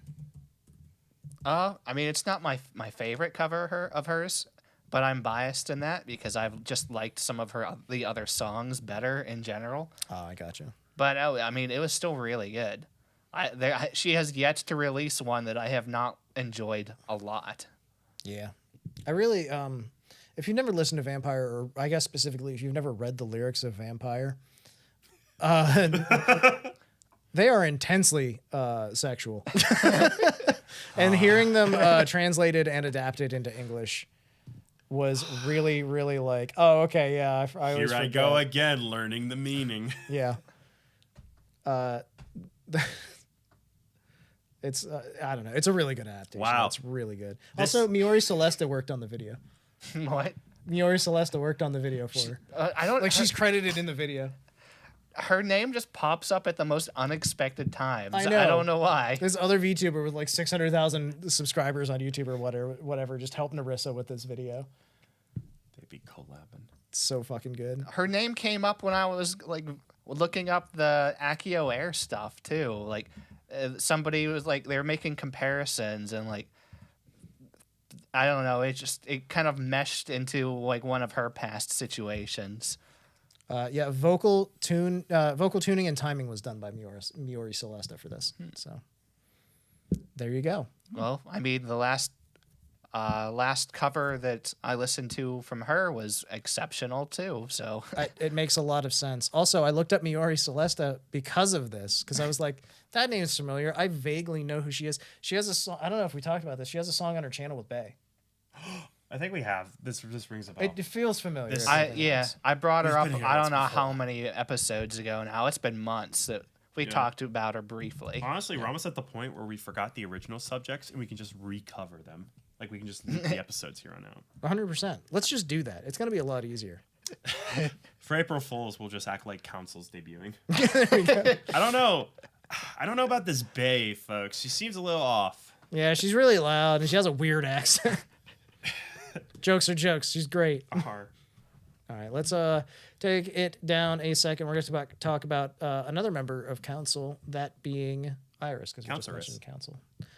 Well, she wasn't originally a member of council, but now she's part of council. Now she's counciloress.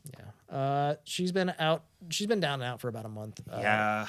I don't know if it was COVID or what, but she's definitely been sick. She's had a similar asthma situation to someone else, I believe. Yes.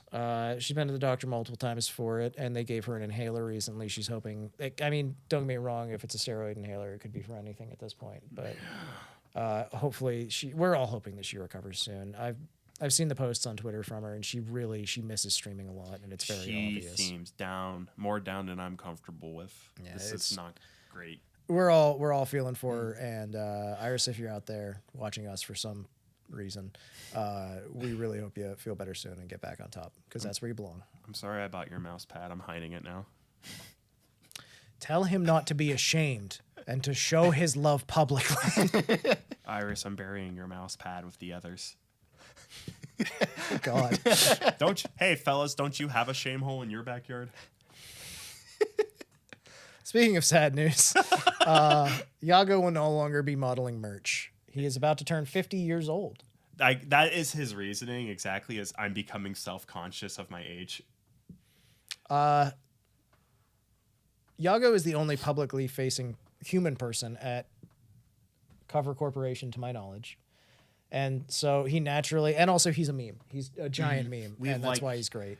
We are comfortable with this CEO. We would like to make jokes about him and hang out with him. Yes, it seems to be the lot of CEOs at VTubing companies, for the most part, that they are fun-loving, friendly folks that are. Hololive has been referred to as Yagoo's home for broken women in the past. And God damn it, if you think Phase Connect is any different from that, except for the fact that it's Sakana's house for broken women. Yeah, this seems to be like some sort of ridiculous group therapy is what it really is. So it's natural that like these CEOs who are really friendly and generally nice folks always end up getting tied into things. They're Nakama. Yeah, and that's it. It's one of those situations where Yagoo has always been very like in with the jokes and stuff. It feels like, and he always tries his best, and he's very genuine about it. He's very willing to go along with whatever the talents are throwing him into. Yeah, exactly. He's very adaptable in that way. But I guess he's decided that like, yes, this has been fun for a while, but now I assume they'll have to actually hire a model. I appreciate his honesty about it, where he just goes, I'm a 50-year-old man. I can't keep doing this. Yeah. This is just not who I am. At some point, the joke has run its course. I all get it. I think half of it, too, is honestly just like, okay, I have 70 members now that are all releasing merch 5 times a year. I can't just keep modeling merch all day, every day. I want to point out that he also has a clear favorite at HoloLive. No one has a favorite child, but everyone has a favorite child. And he has tacos on his desk. He has actually got takodashis on his desk. So, listen, girls. I'm 50. I have a family. He does. He has kids and a wife. Last night, I got a call at 1 a.m. because there was an issue of audio equipment, and they have to escalate to me at some point to get approval for purchasing new equipment. I have to give a thumbs up to every single merch item. Yes, I will put on your Man I Love font hat. I will take a photo and we can post it on social media. I am 50. My wife. I wear a will suit see to work every day. I will have to go home and assure my wife I love her more than Fauna, and we don't make a hat for that. And I love my wife more than Fauna is a hat that we're going to make. I just want to put that out there real quick. Save yourself from marriage. Don't watch VTubers. We're trying to repopulate Japan, goddammit. Oh man. All right. So yes, it's sad that Yagoo will no longer be the face of merchandise at HoloLive, but it's also very understandable. It's a respectable decision to make, and frankly, it's his decision. I'd rather he tell us than hide it. Yeah, exactly. If I he's don't not want comfortable my Yagoo doing to that, feel that then way. it's time to move on. won't- Be glad for the MILF hats we got. Don't be sad for the ones that we won't have. Hey, at least it's a whole lot better than he just suddenly disappears from the merch pictures. And then Where's everyone's- Yagoo? Is Yagoo okay? Is he happy? Who are these young Japanese people wearing this merchandise? I don't like it. I love this. Might be my favorite picture of him of all Set time. it as your wallpaper. You won't, coward. This might genuinely be my favorite picture. I would totally set the picture of him in the Set it fauna as the hat as a wallpaper. wallpaper. Coward. Oh man. All right. Speaking of having mad amounts of drip, Go on. Fubuki has some new drip. She does. Don't be mad because she's styling on you. Don't be mad because she doing her better than you doing you. Highlights include she has a pierced ear now Skank. on the left side. Now she's. will never This be married. indicates that she is heterosexual. Damn it again.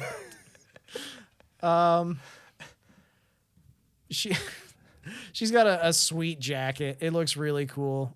She has a functional zipper unset jacket. She had to make it weird by insinuating that chat was ripping the zipper down while she tried to pull it back up. I can't think of Fubuki not making things weird. Yes, indeed. She did take the jacket off, and she's got like a cute little sweater dress thing underneath. She's got a cute headband too. It's really, really cute. I like it a lot. Her hair's in like rear twin tails, I guess you would call that. And then the best part, she had Bergie slippers. She got fucking cute little Bergie slippers, and I am here for the cute little Bergie slippers. They have animal ears on them. They have animal ears, and they have the one on the left has scrunchy eyes, and the one on the right is like looking forward, and they're fucking adorable. She got cheeseburger between her tootsies, and she's got lettuce around the dogs. What a curling tryst our culture is. And the same thing as the picture on her shirt, too. She's gripping the buns with the grippers. Forget about Burger King foot lettuce. The whole burger's down with the dogs. I'm sorry, Carlos. I may have cut you off there. She also has a Burger Fox on the shirt as you Burger were saying. Fox on the shirt. Thank you, Carlos, for trying to provide information. It's very appreciated. Just in general, it's a really cute outfit. Again, I love the Bergie slippers. I think they're the best. If HoloLive were to make Bergie slippers, for instance, I would probably buy the Bergie slippers. It will happen someday. Yes. The jacket itself is really cool too. So I think out of all of their model remakes, I think Fubuki's has to be by far my favorite. yeah, it's so good. It's so different. Like it's very obviously the same person, Yeah. but it's so different. It's so thoroughly redesigned that it's so fantastic, which is kind of good because Fubuki was obviously one of the very early models in HoloLive. So her getting basically a modernization was a fantastic choice. All right. I'm very pleased with it. I'm also very pleased with a subject I added last minute, so no one had time to study or look into it. You may know Korone, the hit dog streamer. Go on. She did Never heard of her. She did a cover of a song I actually fucking love. There's a hit game called Mother 1 and Mother 2, aka Earthbound and Earthbound 0. I've seen. I didn't hear about this. I've only seen that there's been a lot of clips coming out of her like playing the game or something. So, in Earthbound 0, Mother 1, there is a town theme called Pollyanna, which kicks ass for no reason. To promote the game, they hired like a big orchestra and made official lyric versions of the in-game music. And one of the songs is Pollyanna. And it's so fucking good. The lyrics like are emotional and cute, and the song's great. Korone did a cover of it that includes like little sprites of her playing through all of Earthbound. Like not a fucking second skipped. We see it all. And I need to clarify something. Earthbound and Mother 3 are some of my favorite games of all time. I've played them all multiple times and have them borderline memorized. This is my shit. So her doing this and having a scene where she like shows herself in Earthbound 0 and in Mother 3, and she has different sprites for those. Oh my God. Very well produced. And her cover's good too, like good singing. She's on board with it. It's interesting because even in the original Japanese, the song has only ever been in English. So there is no Japanese for her to sing of this Japanese song. Huh. But ooh. I will point out that the video was apparently done by Yamashita Makoto. So thank you for that work. It's great work. This is strange. I'm extremely fucking picky the second a music video has pixel art in it. Because I used to do a lot of pixel art. So the fucking second they screw something up and a ratio looks wrong, if they're cheating, if there's a square box. I played Celeste a second ago and I got a little peeved that the text boxes weren't pixels. So it's like, oh, so we dropped the pixel art when it's not convenient for your font size. Hey, mister. It's like, why do I care? This is much easier to read. But that's exactly it. It's a stylistic choice. You just don't get it. I'm actually happier the portrait art is hand-drawn and the fonts are normal readable fonts. But I'm peeved. I can be happy and peeved at the same time. So that said, good music video. I'm happy. It never activated me. Good. My jimmies remained unwrestled. I'm going to have to actually listen through it and give it a shot. The best part I like is there's a part where she cuts to her fan base. Mm-hmm. They're all living in the house in Onett that's a scam. It's a shitty house that costs like $1 million. And you're like, this is a beautiful house because you can see the front and the sides. You go inside and there's no back wall at all. You're just in the shittiest house on. That's where I would put Korone's fans, myself included. We can all live in the scumfuck house. Right where we belong. Delicious, well made. I love it. Good food. Fantastic. In other cool, happy news, real quick, we got ReGloss's monetization celebration. They can make money now. Yes! Yeah. Rodden can now go Mommy back to needs- gambling. Mommy needs cigs. Alcohol, tobacco, and gambling. Let's go. She's the standout for me. She is insane, and I love She it. reminds me of my real mother. I see. Lay down on the couch for a moment and tell us a little more. Freud? Let's talk real quick about Council getting capes. Cape. Cape. So which skill did they get to 99? Jousting. Wow, RuneScape has changed. This was done in relay format. It happened last weekend, I believe. Yep. And it began with Fauna leading off. She got a cute and fluffy Kirin horn outfit. Cape. What is this called? It's a cape, yeah. It's a cloak. There's daggers in it. Yes, it has Kirin horns and ears. It's really cute. And then she told a scary story about the Wendigos. And VTubers, of course, and how you should not become too overly obsessed with your Oshi and stop eating and then start eating human flesh. Yeah, and her horns that would normally stick out, and she had like covers as part of the hood over top of it, little mittens over her horns. They're so cute. And then the chat had to upset her by telling her they looked like oven mitts. They do. She was not happy to hear that.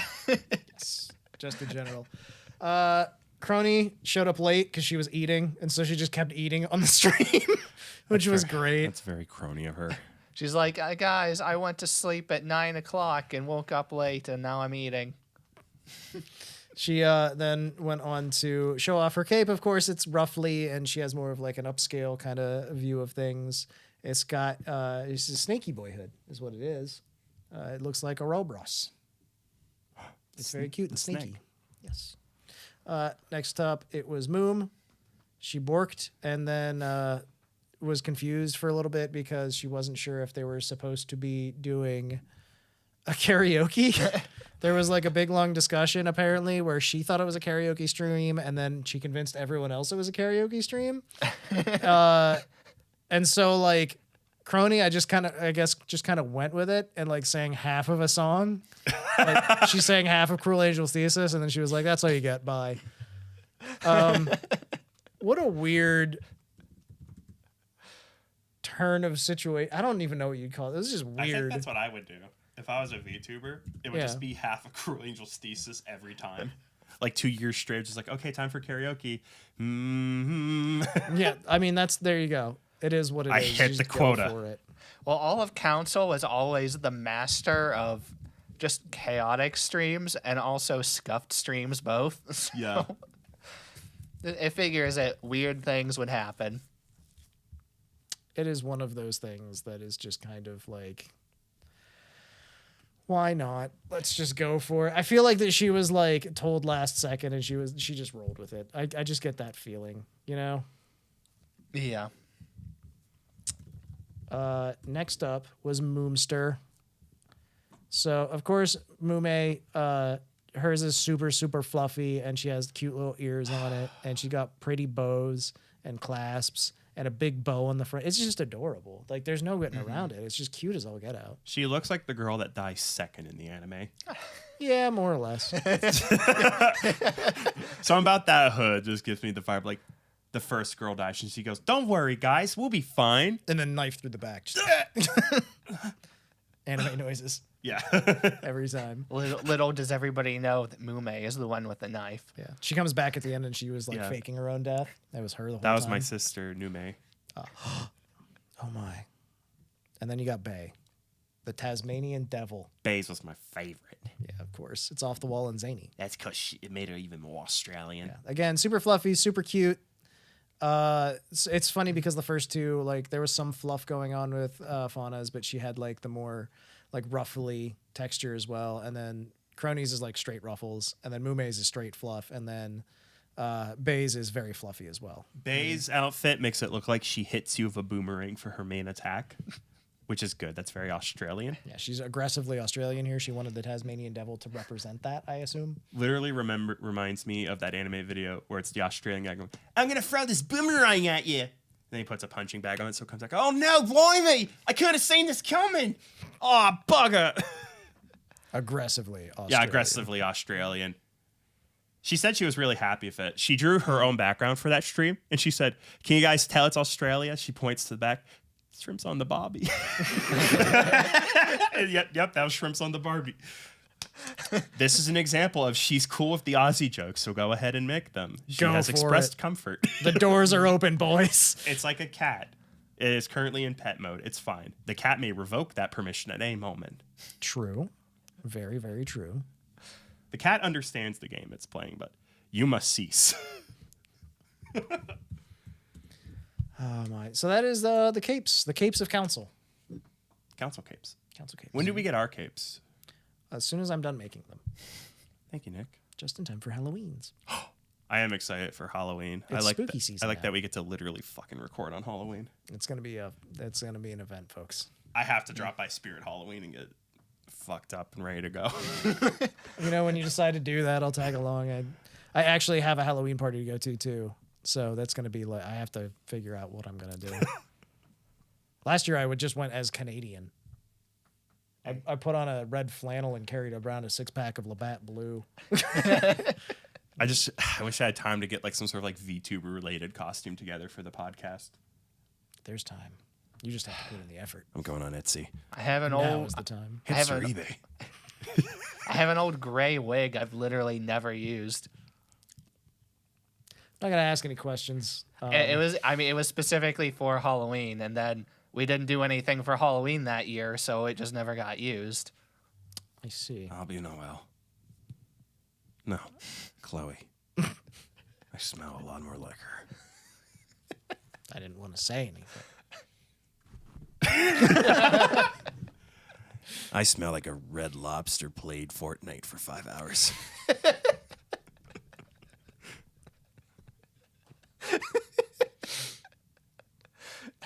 Sure, buddy.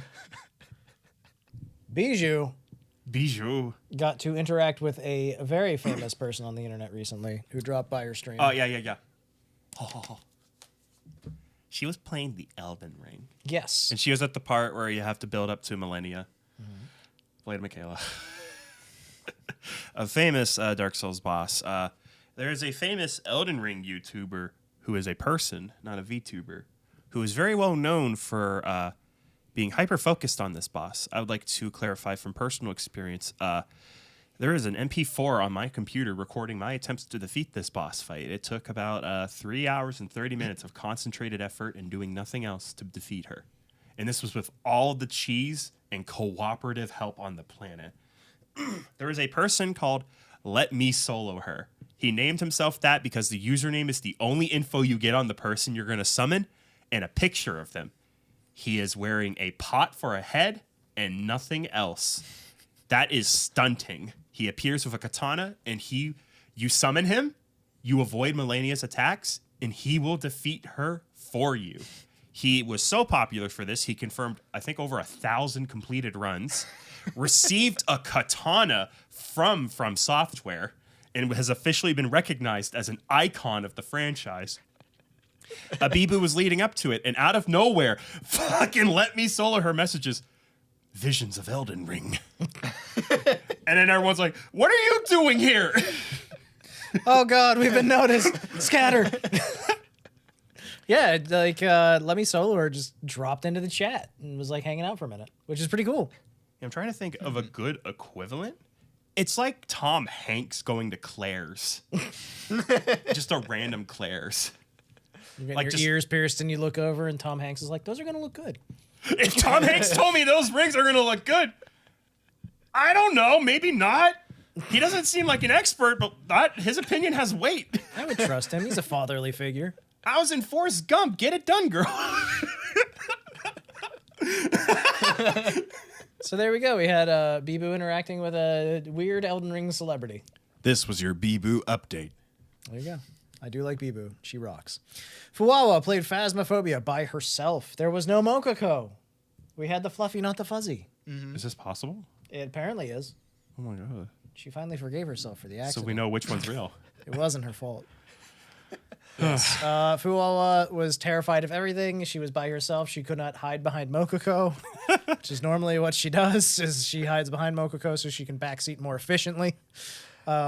Yeah, when I was in, I didn't watch a ton of this, but when I was watching it, her way of playing this game was run into the room that she's currently working on, drop something in the room, and then immediately run all the way outside back to the van. Yes. That seems to be more or less what she did the entire time. It was funny. It was cute. She got scared a lot. It's worth watching. I've watched some highlights and some clips. Apparently, she actually figured out one of the ghosts at one point, which is pretty cool. Mm-hmm. So she's pretty good at it. This is like the most streamed game I've never played. Yeah. I don't know what the fuck's going on when they play this game. There's like more than one of this type of game too. Isn't I there? know. There's like literally Crony and Callie played a similar game called Devour. They played it like on Sunday. There you go. It was one of the streams I watched while I was sickly. It might have been on Monday. Sickly streaming. I also included here another stream clip I enjoyed. This was during Fauna's open VC stream while building the tree. Shiori and Narissa were hanging out with Fauna. And Narissa's they're talking about something at some point. A conversation comes up and Shiori goes, yeah, that's weird. Almost like how you collected gum. And Fauna's like, tell me more. And Narissa's like, you're ruining. Okay. So when I was a kid, I used to chew gum. And then when I was done with it, I put it on one of the bedposts. And I would just keep doing that. What is she, a One Piece character? Yeah, right? It's good. It helps cure seasickness, I hear. There was the movie where the girl would always, like, she would keep her gum and stick it behind her ear at night, and then she'd wake up in the morning and retrieve it and continue chewing it. There's an old movie where that was a joke. I have no idea. I'm an old man. I used to eat a lot of gum as a child, but yeah. You used to eat it? She said she was ashamed of this previous activity and would not continue it in the future. Oh, so It's a shame. You shouldn't leave all those things in the past. So, lesson learned, don't tell Shiori secrets. So she got ganged up on by Fauna and Goth Fauna. Yeah. Goth Fauna is another character I thought it was different. I'm confused now. It's okay. The Did you guys, accident. do we have anything in here about the emo stream? No. About Narissa and Mume just hanging out and being emo for a while? I watched bits of it, but not enough to report on. It was Yeah, fun. it I was liked funny. it. I really wanted to watch this. I wanted to watch the whole thing before I like wrote anything. Yeah, I've only seen bits and pieces. Too, It's one of the streams 100% worth spinning back around. I love the vibe, and this is like a rare pair. Just insanity is what the vibe is. They're just talking about, I don't know, emo stuff. Twilight, I assume. Probably My Chemical Romance. I don't know. Wow, you really condensed the experience of being a teenage girl in the 2000s. That's yeah. all there was. I lived through it. You weren't there. Oh, I wasn't there. I wasn't in middle school when girls were like, Team Edward. It's like, you are 14. Yeah, you weren't there. You don't know. Team Jacob. Which team were you? Team Twilight sucks. Please stop talking. That is the team I was on 100% of the time. I was also on Team MCR sucks. Please stop playing it. Because I fucking hated emo because I liked punk music, not emo music. They were posers. Yes. They didn't get it. I only like true punks like Sex Pistols and The Yeah. Clash. You got I it. was born in 1965. I used to be with it, but then they changed what it is. It'll happen to you. I legitimately though listened to nothing but like 70s and 80s and 90s punk music, and I fucking hated emo when I was in high school. Not even joking. That was who I was. Till I was 14, I only listened to like 70s and 80s rock. There you go. And then someone said, "Hey, did you know bands are good?" Nuh-uh. Here's a good band. I understand. I will now cease listening to Vocaloid. To be fair, Goodbye, Vocaloid. personally, I still hate MCR, but I've realized that Fall Out Boy isn't garbage. So that's the one that's okay. Yeah, I really don't like Fall Out Boy. there you go. Cards on the table. They're fine. They're catchy and You can boppy. probably show me a Fall Out Boy song I'm fine with. I think I just don't like their overall trajectory. Yeah, and I'm sure that I feel exactly the same way about MCR. Yeah, and we probably like both for the reasons we hate the other. Exactly. Which is fine by me. There you go. I hate when opinions are different. Why can't we all feel the same? Let's be the bridge. Over trouble. I was not expecting this. I wanted to connect. I'm suddenly uncomfortable. Retreating back into the shell. Close the doors. This is a metaphor for social connections. Stay tuned for Kojima-san. Tell me more about Pekora. Pekora will be in Death Stranding 2. She will be drinking Monster Energy drink, pissing and eating insects. There you go. Feel Hideo Kojima this week showed off his Pekora Figma. I love him so much. I love Pekora. What's happening? Kojima posted that there's new Figma, I believe, or what the line that's coming out of characters from Death Stranding, including the Mads Mikkelsen character and some other folks. And he posted pictures of them with the Pekora Figma. No. I have it in my head. You haven't seen these? Oh, I these are have great. it. Here's what's going to happen, and I mean this with all my heart. They're going to do the Death Stranding 2 trailer, the next one, because all we've had is the cinematic teaser. It's going to show the gameplay, and right before almost it ends, fucking Die Hardman's going to come out and go like, Sam, we need to show you something. And then Norman Reedus comes out and is like, what is it? We teamed up with a new construction company. You ever hear of Pekora? Norman Reedus' voice. Pekora. Yeah! Cut to black and you hear an echoey. It's gonna happen. It's real. It can happen. I 100% believe that would happen. Dude, there's already scenes in Death Stranding 1 where Norman Reedus is like, I'm really sad, drinks Monster Energy drink. If you zoom in on his crotch, he punches you and blushes like a schoolgirl. Oh my god. It's already there. See, There's the pictures, by the way. I It's lo- literally them with Pekora. That pretty much means she's in the game. Kojima posts, I like listening to this band. And then they're the album music the next week, and then they're the main band. That's how it works. If Kojima tweets, it's happening. See, I wasn't entirely sure like how serious he was about this. I thought he was Dead just serious. I thought he was just like popping into her streams for the fun of it because she was popular.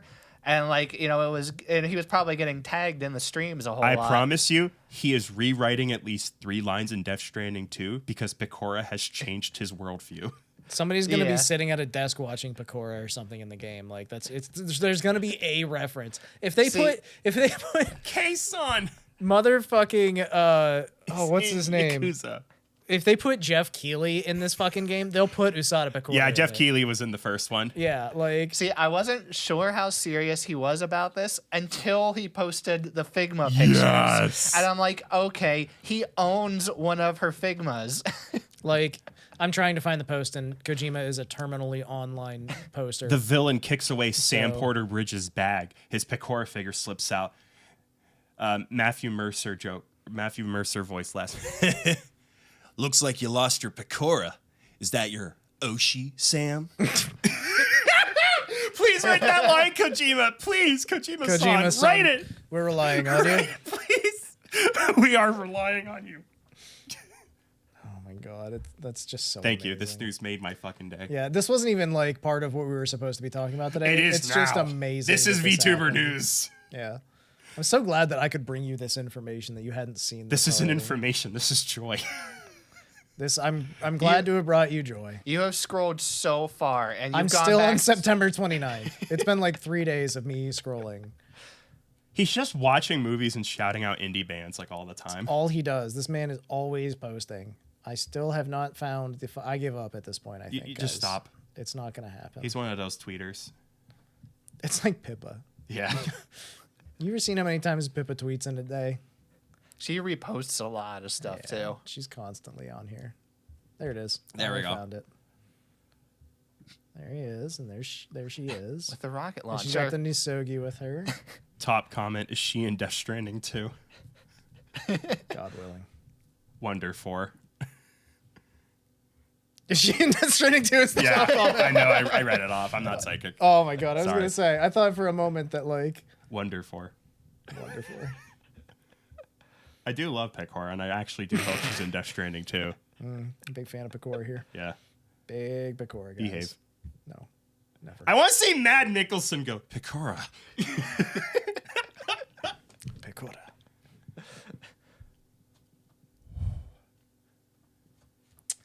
Thank you. The Neko Island arc has begun in Minecraft. I have seen some of this. It's very funny. Yes. The debts have been called, and the new indentured servants have been taken to Neko Island to farm for diamonds to repay their debts.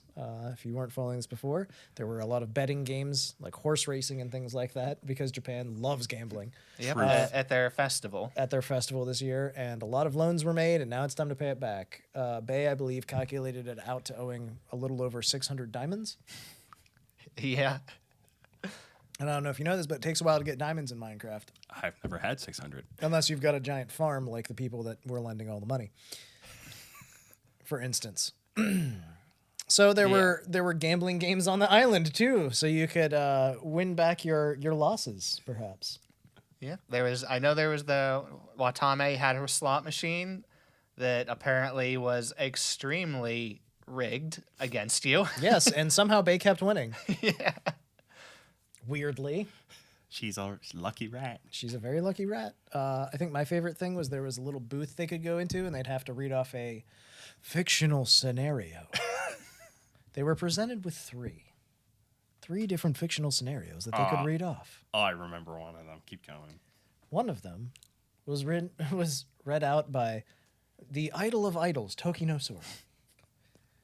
It was fairly graphic in nature, and it was really weird to hear this happen. Another one was read out by the rat that I now consider a pervert. Pervert rat. This pervert rat, I don't know exactly what the scenario was, but it involved stinky feet at some point. And Oni-chan smelling the stinky feet. And also there was some moaning. All right. Bathe the dogs. Give your dogs a wash. Yeah, there's just in general, they were reading out sexy scenarios. Of course, this was Ollie's setup It too. was Ollie's. Yeah. Well, Ollie wrote one of the scenarios. Okayu wrote one of the scenarios, and I don't remember who the third one was. I don't know. But there were 3 different scenarios they picked from, so either way. They had to say sexy lines. And then everybody was like, oh my god. Especially when Sora read out sexy lines. This is the second time Sora's been sexy in 1 week. What's happening? You okay, Sora? What's happening here? I know, because I remember the JP members were like, you can read the third one. It's okay, but just pick one of these three. And then Sora like picked the first one, and they're like, you have three you can pick from, Sora. Please pick one of the three. And she's like, I want the first one. That one. She's pushing her acting skills. We'll say that way. Branching out, breaking the typecast. Exactly. It's funny and sad that like Sora is constantly like frustrated that everybody like she's the first idol from HoloLive. She's the idol from HoloLive. And that's a stigma, and she hates it. Because she is constantly like, I want to be involved in the ass grabbery. Like she was actually really mad in the one festival in Minecraft because everybody was running around punching each other, and she'd run up and punch somebody, and they would just look at her and then bow and then go away. Like she was just like, no, just hit me back. Like, I just want to have fun. So she like gets frustrated with her own idol image at times because she's just like, stop it, call me, like she's famous for being like, call me Sora-chan. Don't put her on a pedestal. She hates it. Anya was a prison breaker. How did this go, Carlos? She had, I only watched highlights of this, but she had probably the most interesting experience from this because she doesn't actually play Minecraft, but she still ended up with debt here. And she decided instead of attempting to mine or get out of it legitimately, she was just going to run away. Fair. A reasonable attempt. A reasonable thing to do here.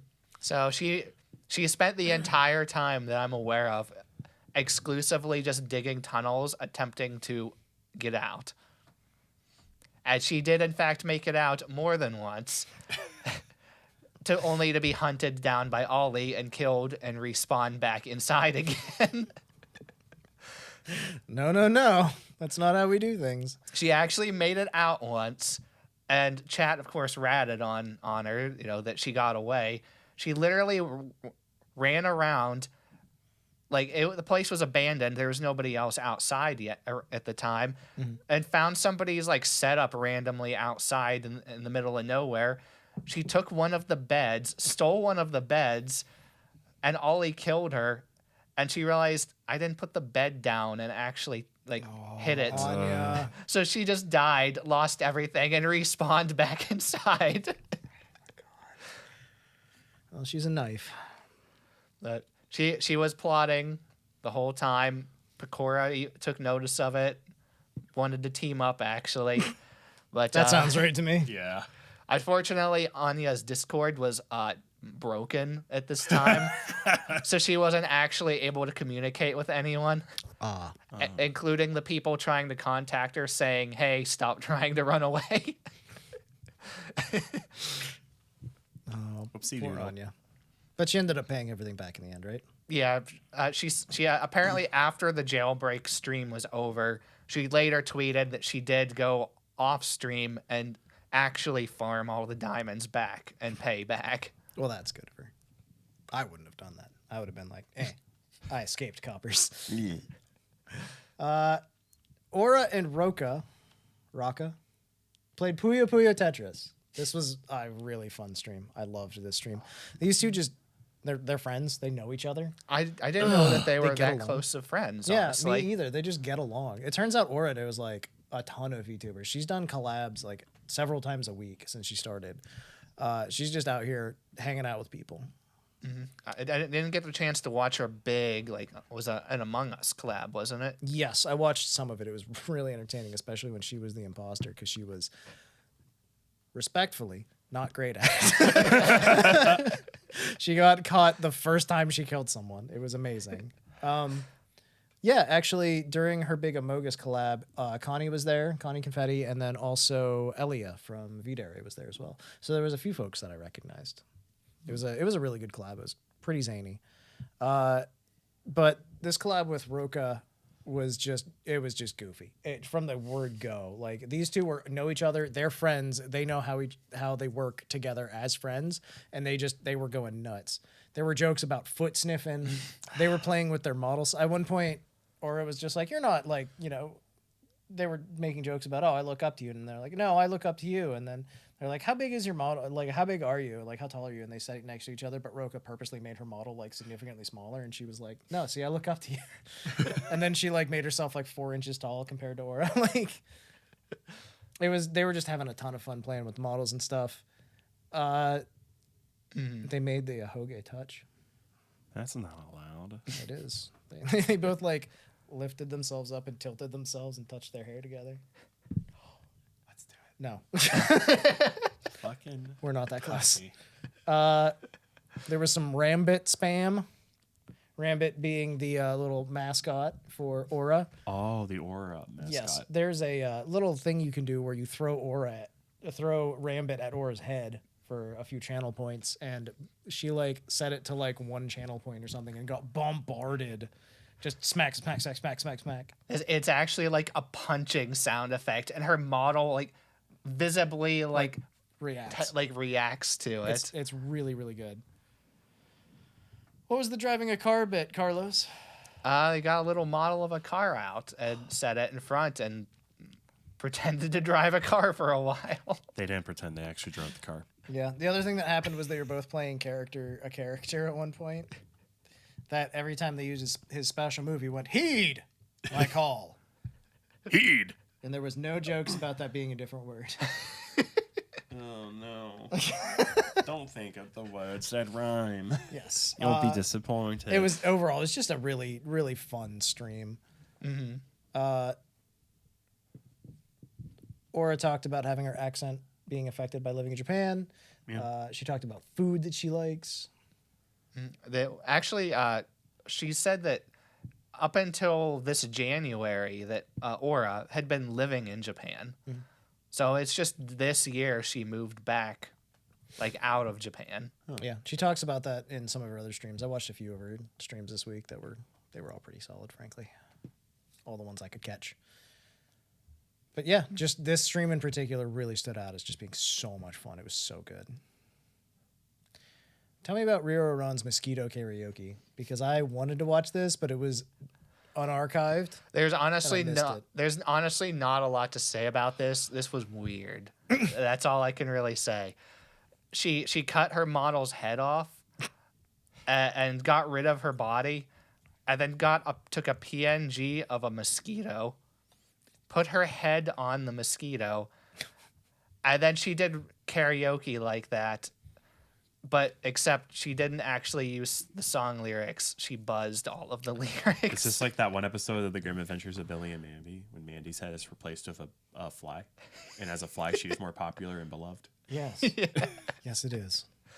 You've awakened a memory in me. That's what I did. Congratulations. Pippa made a trade with Tenma. Tell me more about this trade. Pippa will play very South nervous. Park The Stick of Truth if Tenma plays Class of 09. A very offensive game that Pippa played on stream. They're both offensive games, technically. True enough. She has actually already started the South Park game. I didn't get a chance to watch any of it yet. I got like 10 minutes of it. It's South Park game. It is what you expect it to be. Yeah, frankly, Stick of Truth's like a pretty good game. It's just Paper Mario with South Park humor. True. If you like farts and poop, there you go. If you like funny difficulty sliders? That was a joke and a half right there. Tenma is an American, so she doesn't really know what's going on in Class of 09. Also, she can't keep up with all of the words that are occurring on screen because the dialogue is fast and it's all voiced. she is Japanese. Yeah, it's 100% voiced, all in English. She as we mentioned earlier, she has to take English slower, and that is not this game. Which, by the way, there are 2 of these games. Did you know that? I didn't want to know there was one of these games, honestly. Yeah, there is 2 of them. They are on Steam. Lots of things are on Steam. Of course they are. So yeah, Tenma's doing her best. She's trying not to be mean, but she doesn't really have that as an option. She's just doing her best. No, this was like a stark contrast to when Pippa played it. Oh, Pippa was trying to ruin lives. That was what she wanted the whole time. Yeah, and this one, Tenma's just like, okay, I'm going to go talk to the nerd. Like, I want to be friends with the nerd. And she starts talking to him. It's like, why are all the options mean? We're new at this school. I want to make friends. We're new here. Poor Tenma. And there's literally a bad ending to the game. I mean, they're all bad. They're pretty much all bad endings. But there's a bad ending to the game specifically if you try to be nice to everybody. That sounds right. And it's one of the worst endings you can get, is if you're nice to everyone. Yeah, I believe that wholeheartedly, just in general. I found the word for it. I have a hard time with this much cynicalness in a game. Yeah, that is 100% it. Like, they're cynical, and then they're so cynical it hurts, and then so cynical you get lost. There are certain people who can certainly engage with that level of cynicism as irony or as sincerity. I don't know if I'm either of them. Yeah. I can only really approach cynical media through a lens of nostalgia or irony. There's a certain point where they go so far with it, it stops being a funny joke or even dark humor. It just gets sad. Yeah. You know? I will say this. I watched Pippa play, I think, only the second game. And I watched Tenma play what is the first game. The first game is noticeably toned down from the second game, as in it's actually, like, you could probably actually consider the writing good. Like, I actually enjoyed watching Tenma play this one. I mean, it's still a horribly offensive game, but the dialogue actually, like, it's not just horrible things. There's actually, like, some good writing to it. Interesting. Can I tell you about what my favorite Tenma stream this week was? It was her collaboration with Uraha where they switched places. Because Tenma is a little fox girl, and she has like a fairly high pitched voice, you know. And Urika has she has a much deeper voice in general. So they've been playing Battle Block Theater together, which is a very fun game. And for the finale of it, they switched places. So they traded hair and they traded voices. So they were both using voice changers so that Tenma had a super low voice and Urika had a super high voice. And then they just played the game. And like, it is, I don't know why. It's just really fucking funny whenever they did this. Cause they also color fucked around with their models too and everything. So like, it's just like weird and over the top and such a random thing for them to do, but it was really funny. I just really enjoyed it. All right. Yes. Who is Kai Saikota? She is the red-haired dragon girl of Idol Corp. I That see. we have never mentioned a single time until now. It's not allowed then. I've never seen this woman before in You my have to. life. Did you put in a VTuber request form? You have to get perms before you can discuss VTubers. Oh, okay, that's true, yeah. What if I'm the one that has to look at the forums? We need a paper trail, Carlos, even though you're the one who approves it. Yeah, this has to go to committee. All right, let's just do it on stream real quick. Yes, Carlos, you may. I vote no, but I'm outvoted, so it's okay. Carlos, do you agree that you can do it? Yes, I do. All right, starting now.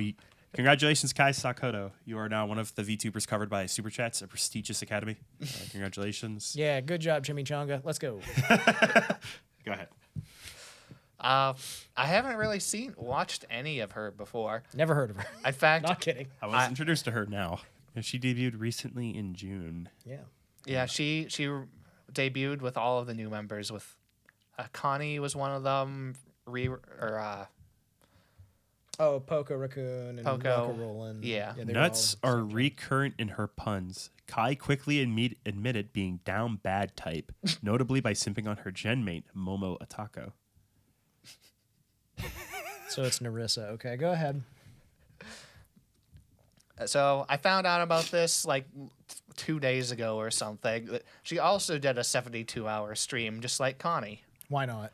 It was more or less the same exact thing, just different goals that she had custom made for herself.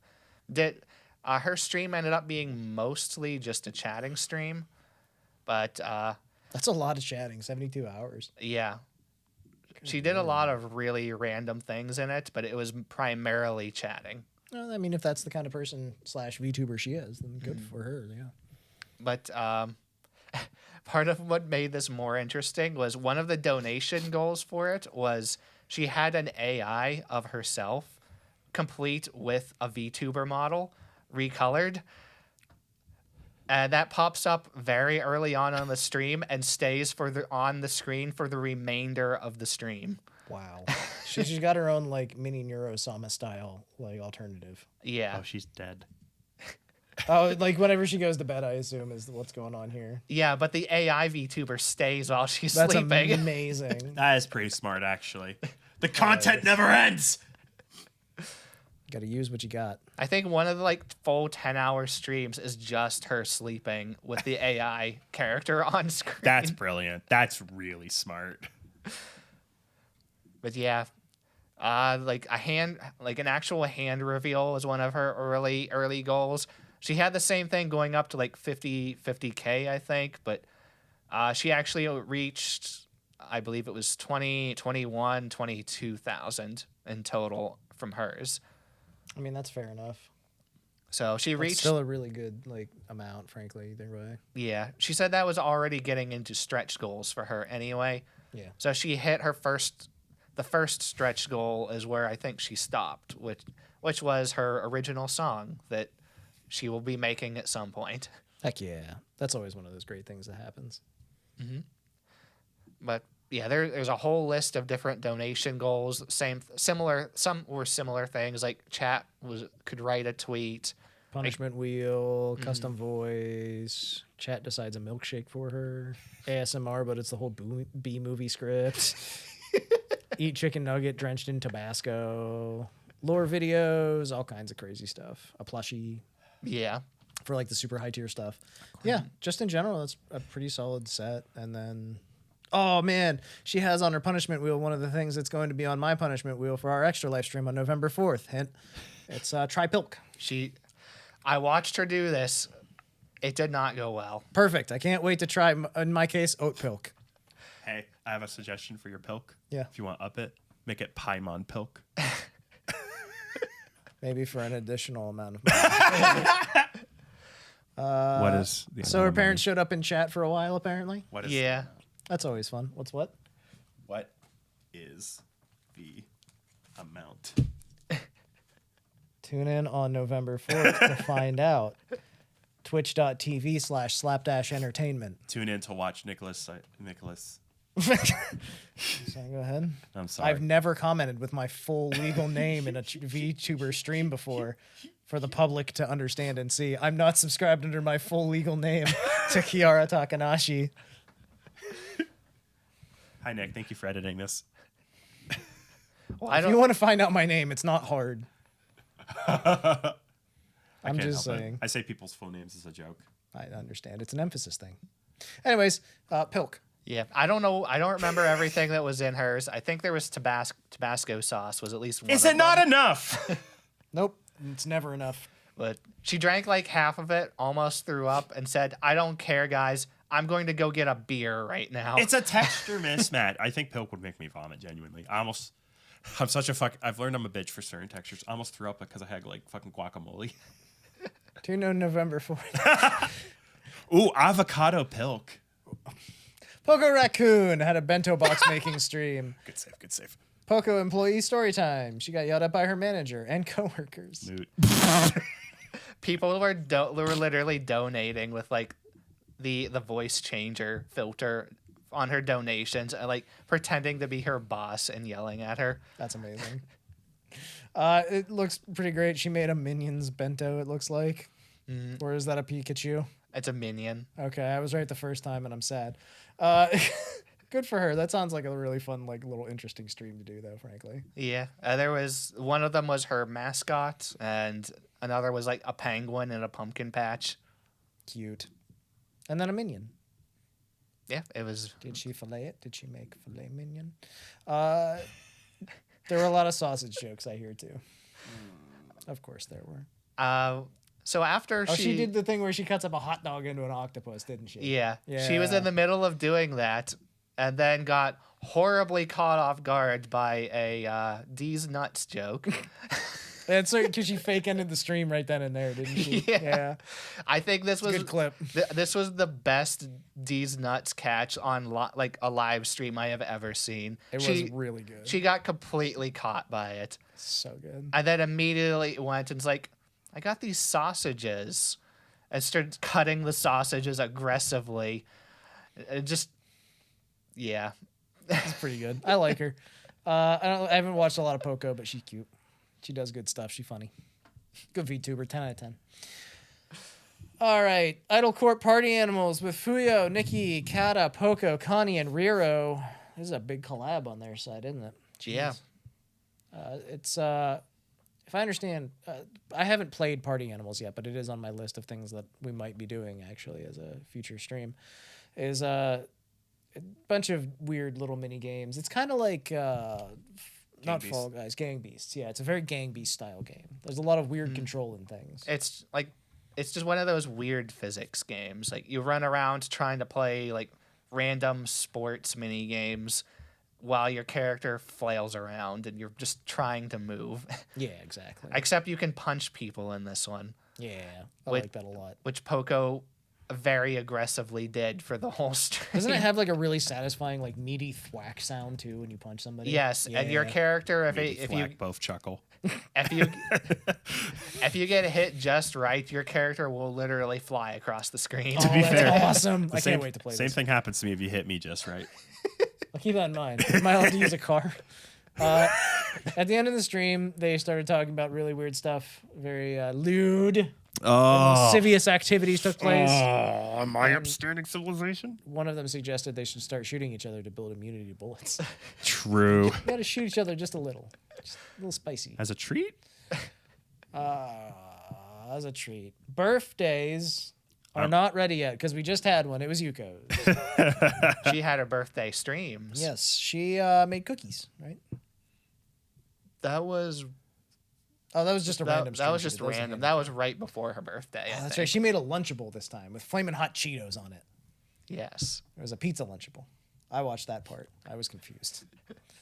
Yes, she did community games. She did some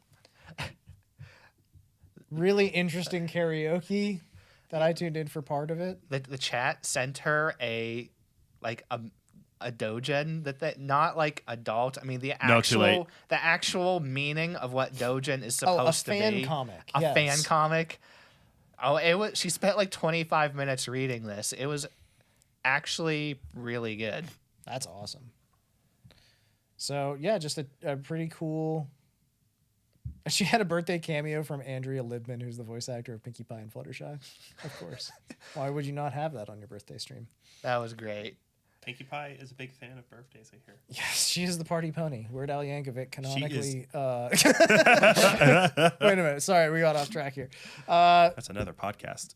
And it's a really bad one. A horrible one. Anyway, she got drunk and she started doing karaoke. She had an unarchived karaoke. That was how she ended her birthday streams for the day. She was already drunk when she started. By the end of the karaoke, she was very much gone. Hell yes.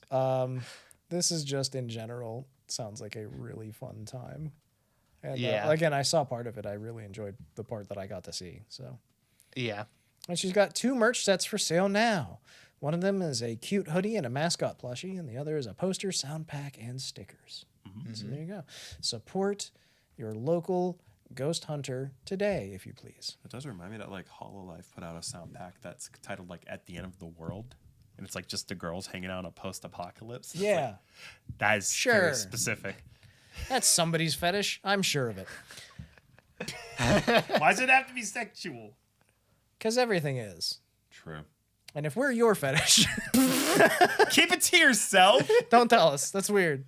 And don't DM me. It's a fan relationship. It's never healthy. It's impossible. Sure. DM Nick. Don't DM me either. DM Carlos. Not for whatever reason he said. I'm just antisocial. I will bite. I bite to kill, not seriously. to If you like what we're doing and you want to check out anything else from us, we have a ton of podcasts back up for a while here. We're on episode 34 now, I think. We are still doing this despite public outcry. Yeah, we hear your objections and disregard. Drop a follow, drop a like, listen to us on podcast services if you so wish to, and leave us 5-star reviews on there and everything if you'd like. Leave a comment down below or drop an emoji. Engagement. It helps the channel out. Other buzzwords and common phrases that YouTubers use. Society. $1 million. Check out our merch. Live alone in an apartment. Mr. Beast. French fries. Fried cheese. Let's talk about our industry focus of the week.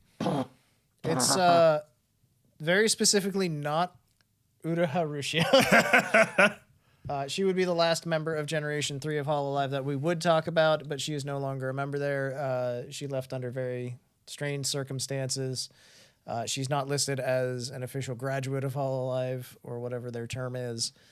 If you could even actually still watch her content, it would be a little bit different. Yes. But her channel is completely wiped too, so there is no legitimate way to even watch her content anymore. Yes, it's a very unfortunate situation all around. I feel like we're just kind of going to glaze over it right now and not get super into it. But I will say that the talent is still out there making quality content for those that want to enjoy it. If you'd like to, you can find her quite easily. Yeah, so she doesn't make it hard. Yeah, it's the same model almost. Okay. Moving on to our actual industry focus of the week. Industry focus. HoloLive Gen 4's Amane Kanata. Amane Kanata. She is... Amane Kanata. Amane Kanata. She is the PPT, the PowerPoint Tenshi. The angel of HoloLive 4th Gen.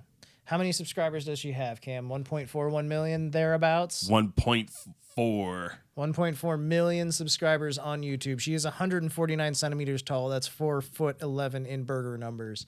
Her birthday is April 22nd. Her anniversary is December 22nd, and her official bio reads, an angel from the Celestial Academy, which is why she always wears a schoolgirl outfit for the most part.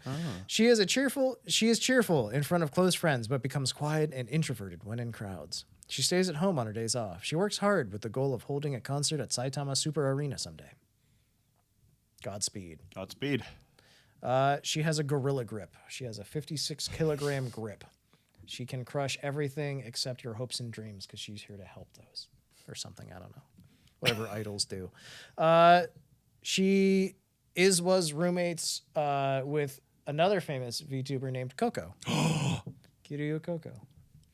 Who is a successful graduate of HoloLive. A very successful graduate. Yes. She has 2 pet rabbits. That's all there is about that.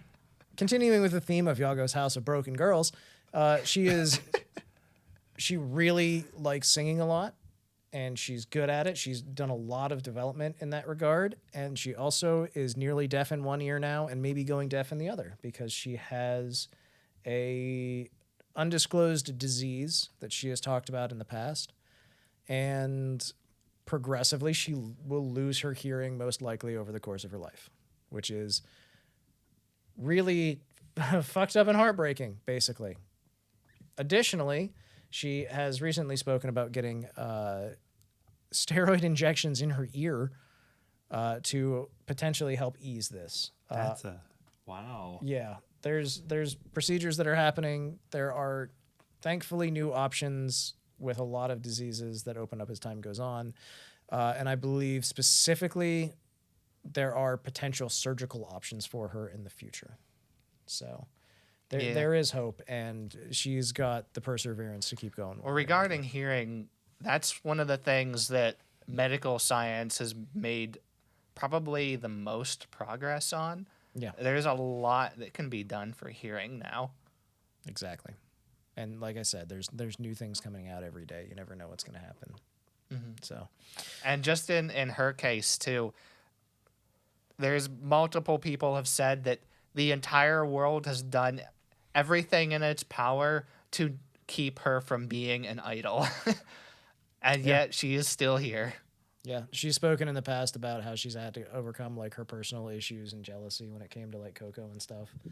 because like they're close and they're friends, but she had a lot of professional jealousy towards Coco, especially early on whenever they were in the same idol group, and she had to really like sit down with herself and come to terms with that and like find a way to work around it, because like she was like, the numbers don't matter as much as like you just got to keep doing your best and everything, and eventually things will work out for you one way or another. So also, she's flat as a pancake. She's a member of the board. Let's bring it home. Comfortable territory. Yeah. You guys have any favorite Kanata moments? I've got a few, but they're all, you know, just like collab moments and things like that. That poor flat-chested dying girl. She's not dying. She just can't hear that good anymore. I was being a goober. No, I mean, I like Kanata. I won't lie. She's definitely a blind spot for me, where it's like every time I think of a clip of her, it's like, oh, that was with Coco. Yeah. No, it's she has a tendency she reacts really well. Yeah. She does a lot of really good over the top reactions to people, and she collabs extremely strongly. That being said, she also has a lot of very strong musical choices that she's made, and she's a good singer. She has like I said, she's come a long way in her singing journey. I think one of my favorite things that I remember seeing about her was when she was doing the stuff with the baseball collab that they had. Yes, she's a huge baseball fan. Yeah, and I remember whenever they had like the promotional material, like pictures of her and like baseball outfit and everything for it. And I remember there was the one picture of her in the outfit holding a baseball, except the baseball that she was holding, and it was like crushed between her two fingers. Yeah, it was. She got the grip strength of a gorilla. Also, she's referred to as a gorilla for another reason, which was that there was a stream they were doing, and as a joke, she was like, she had to like react to PowerPoint slides as they came up, and she was just like, one of them came up and it was a gorilla, and she's like, "That's my mom." And so like, yeah, she's just referred to as a gorilla between those two things. So You went out of your way to confirm the lineage. I mean, it's right there. It's pretty obvious if you just look for it. You know what we're gonna look for right now? Dude, Birthdays. It's time for birthdays. oh my God. Coming up this week for birthdays, on October 8th, we got Momo Otako. Happy birthday. Happy birthday from Idol Corp. Then on October 11th, we got Nacho Neko. That's Gura's mama. Happy birthday. Thank you. Thank you for all you did to bring us a purple shark girl. It is very much By the way, I know appreciated. I don't think we've ever really talked about Momo a whole lot, but I have actually watched her like every so often. Have you? I have. And what was that like? She's it's hard to describe. Go on. Do it. Now I'm interested. Like, She's a little bit lewd too, honestly. Not real hard into it. What's your favorite beverage? I don't know. can I tell you what my favorite beverage is? It's a tall cup of Crazy Ollie's birthday is on October 13th. Happy birthday, Ollie. birthday. Thanks for being a big fan of the show. You weirdo. Thanks for watching us. Oh my God. All right. I think that's all the birthdays for the next week for us. Thank you everyone for tuning in.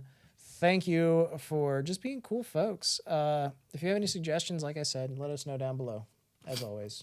How was this episode? Was this an up? Was this a down? Was this a middle? Are you pissed? Was this a 10 out of 10 or was it like a, 9 out of 10? Should we drink our piss? Yeah. Tell us about the medical benefits of urine.